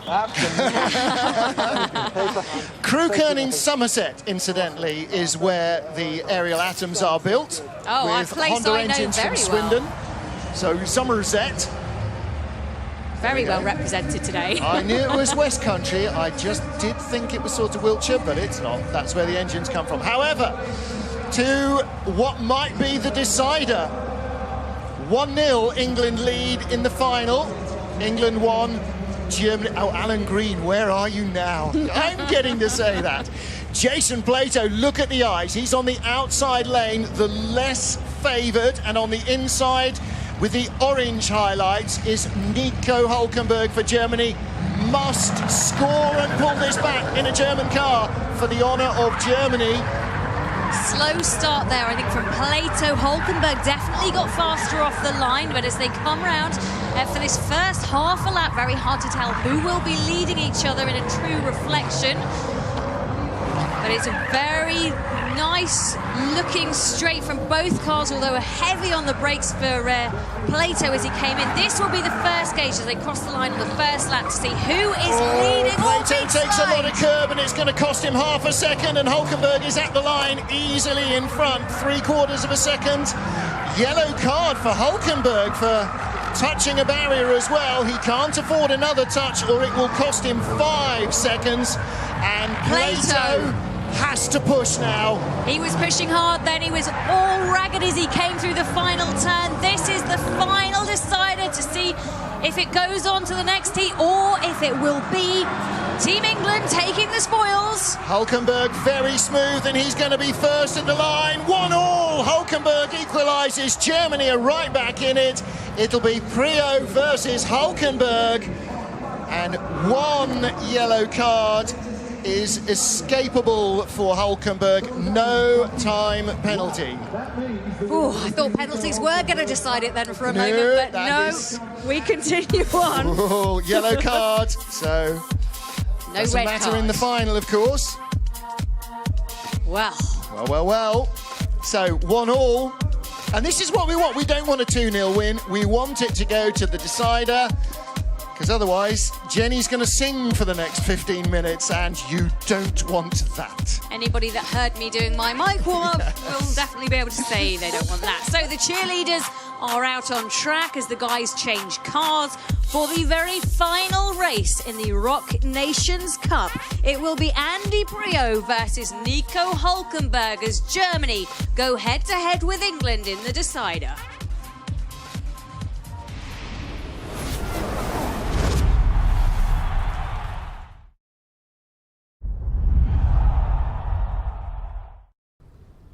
Spy passes the top. It's going to be a cracking Christmas here on One with a special.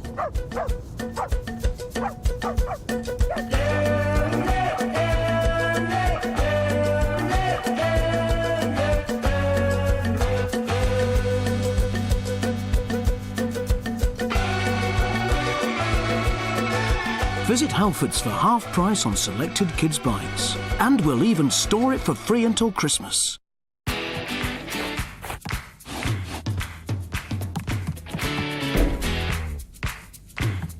Kellogg's Crunchy Nut.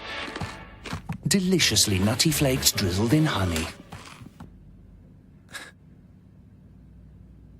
The trouble is, they taste too good. And now, enjoy crunchy nuts with the naughty flavour of honey and hot, creamy oats. The irresistible taste of Crunchy Nut in a cheeky new porridge. Oh, lovely, thanks. Hello.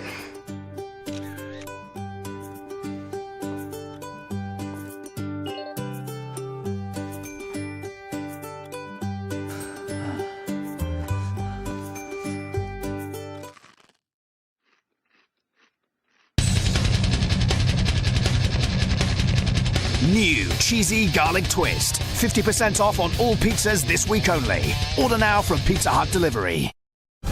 Bond is back in cinemas now. And you can bring the excitement of Spectre straight to your home. Pre-order with Sky Store now using your Sky remote. And get Spectre to your TV, your favorite devices, and the DVD direct to your home. Own the action now with Sky Store pre-order. Efficiency through control.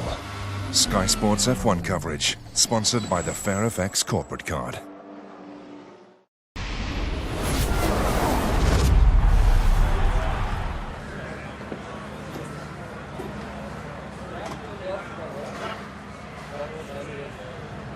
Can't not know about it. Al Buncombe just below us, having a little look down at the action. He must be on Team England's side, I feel. If you've got the kettle on, you've got about a minute to get your cup up before we go for the tiebreaker in Wembley. Jason Plato and Sebastian Vettel can only sit and watch here at the Queen Elizabeth Olympic Stadium, not in Wembley, in Stratford, East London, as England and Germany head into the deciding final run in the Nations Cup.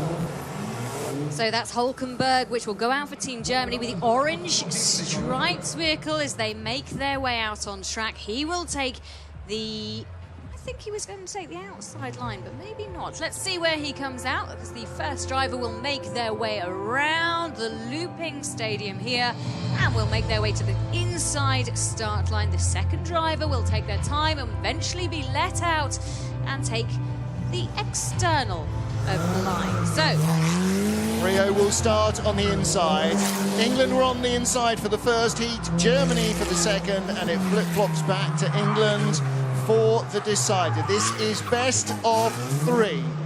So Andy Priaulx from Guernsey versus Nico Hulkenberg from Germany. Hulkenberg is released now and makes his way to the start line as these two drivers try and take their time, making sure their tyres are as hot as possible. So the thumbs up from the marshal, they are in place. The grid girls make their way to the side. We are waiting for the lights to come on, and when they go off, it is the final. For Germany, it's Hulkenberg on your left. There he is. And for England, for a first ever win, it's Andy Priaulx. Don't jump the start, boys. Away we go. Good clean getaway from both men. Germany for a 7th title in Nations Cup racing. England for a very first, and a nice smooth drift from Hulkenberg. These cars nicely warmed up. He's got Ben Ainsley alongside.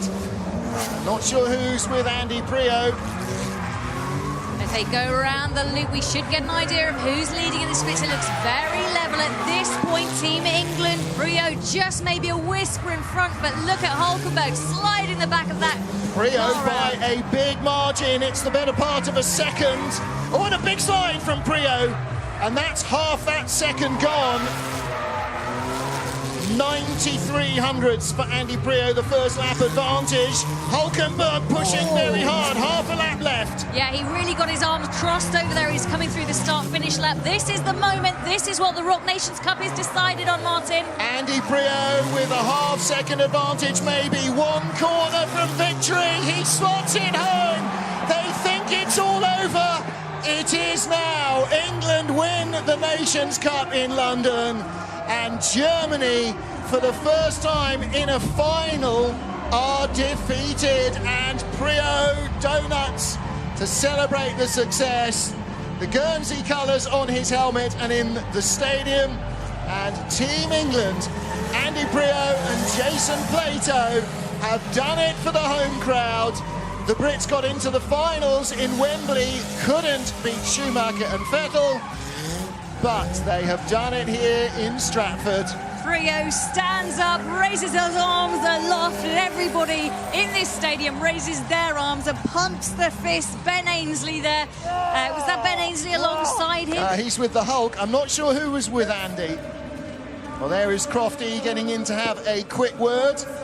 Somebody my height alongside Priaulx. I think everybody here was cheering for you, mate, throughout the evening. How does this feel? Listen, that's awesome. 3 times now in the final, beaten by Germany, so hey, good job. For once, it didn't go Germany's way. Commiserations, Nico. Stick with us for a minute. 3 times in the final, you said, beaten by Germany. Tonight, you get your own back. Yeah, listen, I had a great night. Fantastic to be here in the Olympic Stadium amongst all the fans here. And it was an amazing race. I loved it. Well done to these guys. And it's nice to win it once and for all, because 3 times in the final, so to do the job is great. Yeah, talk us through the final from your perspective, Nico. You were hustling and you were harrying, but you couldn't quite get the speed. No, I was struggling a bit with the back end of the car, but, you know, congrats to Team Britain. Andy's done a fantastic job today. He's on good form, as you could see. So, yeah, good done. Your first experience of the Race of Champions, how's it been? It's been amazing and fantastic, you know, really having a blast. Tomorrow is going to be even better. You guys are great. Thanks for coming out, even though it's really cold. Yeah, tomorrow I'm going for it again. Excellent. I hope to see you in another final tomorrow then. Nico Hülkenberg, ladies and gentlemen. Sebastian Vettel, come on in as well. Hugs for everybody. Jason Plato, who promised me a really good party before you won the trophy. Well, tonight it's going to be even better. Do you know what? I think I might have performed a bit better had I had a big party last night. You know, Andy's kind of pushed me through a bit. I just made a few mistakes, but, you know, fantastic feeling to win at home. You know, Germany have beaten me and Andy in the final last time I did it a few years ago, so it's the right result when we're here, isn't it? It is. I think everyone here agrees with you on that one. Would you say this is actually now one of the highlights of your career? You've had many over the years, but to finally get a Rock Nations Cup victory for Team England, this has got to be up there. Oh, without a doubt. You know, this is, you know, just to race against these guys. You know, they're the best in the world, and to have the opportunity to race in this sort of venue, against this calibre of driver, but also in the way it is. You know, we're all relaxed, having a little, you know, there's a lot of fun to be had between us. Of course, when we put the helmets on, it's serious, but as soon as the helmets are off, then we're having a beer again. So, yeah, it's great, isn't it? I love it. Jason, congratulations to you. One more word from Andy, if we could just come in. I don't think you'll stop grinning between now and next year's Race of Champions, because you're going to have to come back and defend the trophy. They will never let you never come back again. Oh, listen, thanks to Frederick Johnson and all the guys at Rock for bringing us here. I mean, Team GB were only sorted about a week ago, so brilliant to get a chance to win in front of your home crowd in London and the Olympic Stadium. What more can you ask for? Very, very happy, and as I say, thanks to everybody for coming, and let's have a go next year. We'll see. Tomorrow is another day or so. Brilliant stuff. Jason Plato, Andy Priaulx, Team England won. Congratulations to you. Commiserations to Sebastian Vettel and Nico Hülkenberg for Team Germany.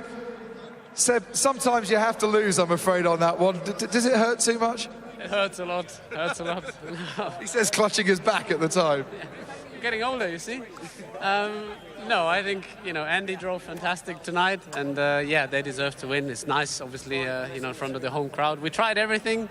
But yeah, I think it was their day, so very happy for them, and yeah, had a lot of fun, so looking forward to tomorrow. Thanks for everyone to come out. It's very, very cold, but yeah, it's been a great night. We've loved every bit of it. Seb, thanks ever so much indeed. We'll see you tomorrow, Sebastian Vettel. Ladies and gentlemen, what a Rock Nations Cup night that was. Congratulations to Team England 1, champions in 2015. Well, congratulations from all of us here. What a job Team England 1 managed to do.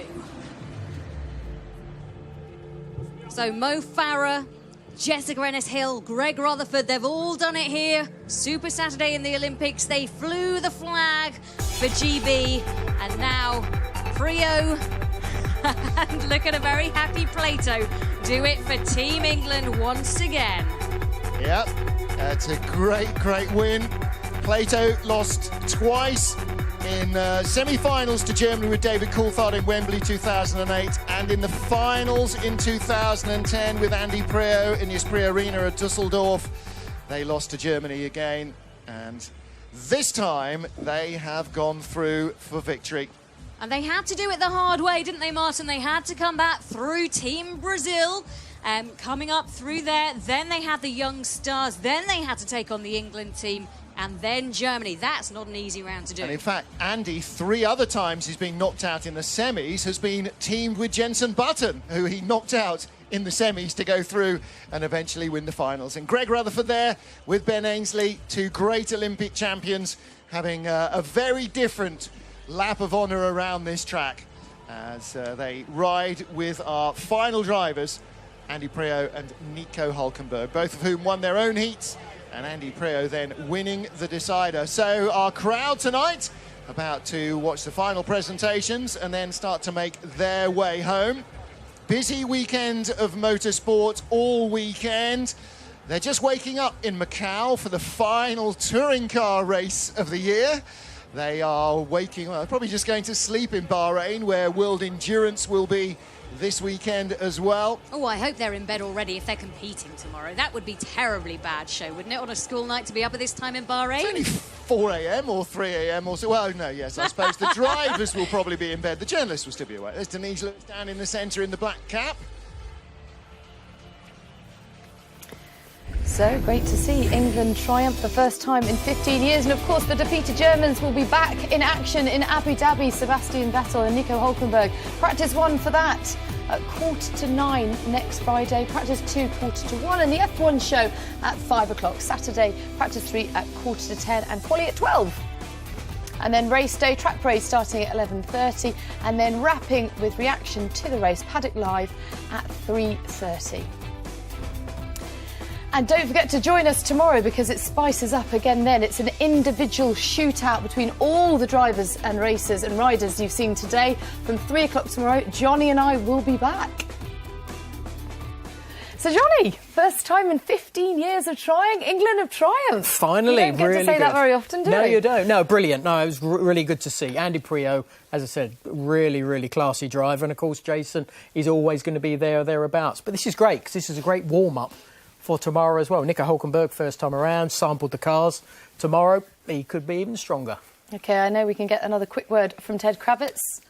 No, we can't. So we're going to have to hear from you instead, Johnny. No problem at all, anyway. So, Andy Priaulx did incredibly well tonight. Yeah. He got a great start. He got warmer tyres. That worked in his favour, It did work in his favour, definitely so. And I think, as I was saying before, it's about 100 metres from where they come out onto the track to the start-finishing line.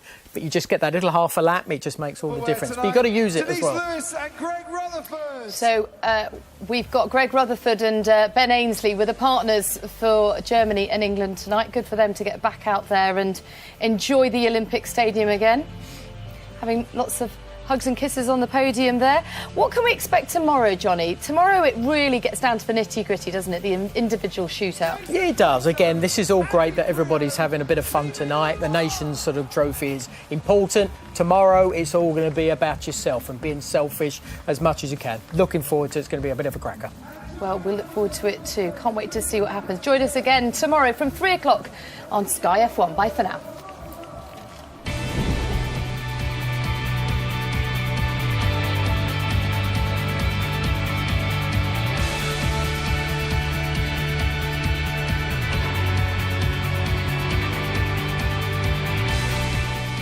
Enjoy Sky Sports Live. On all screens, on the go, and the best bits on demand.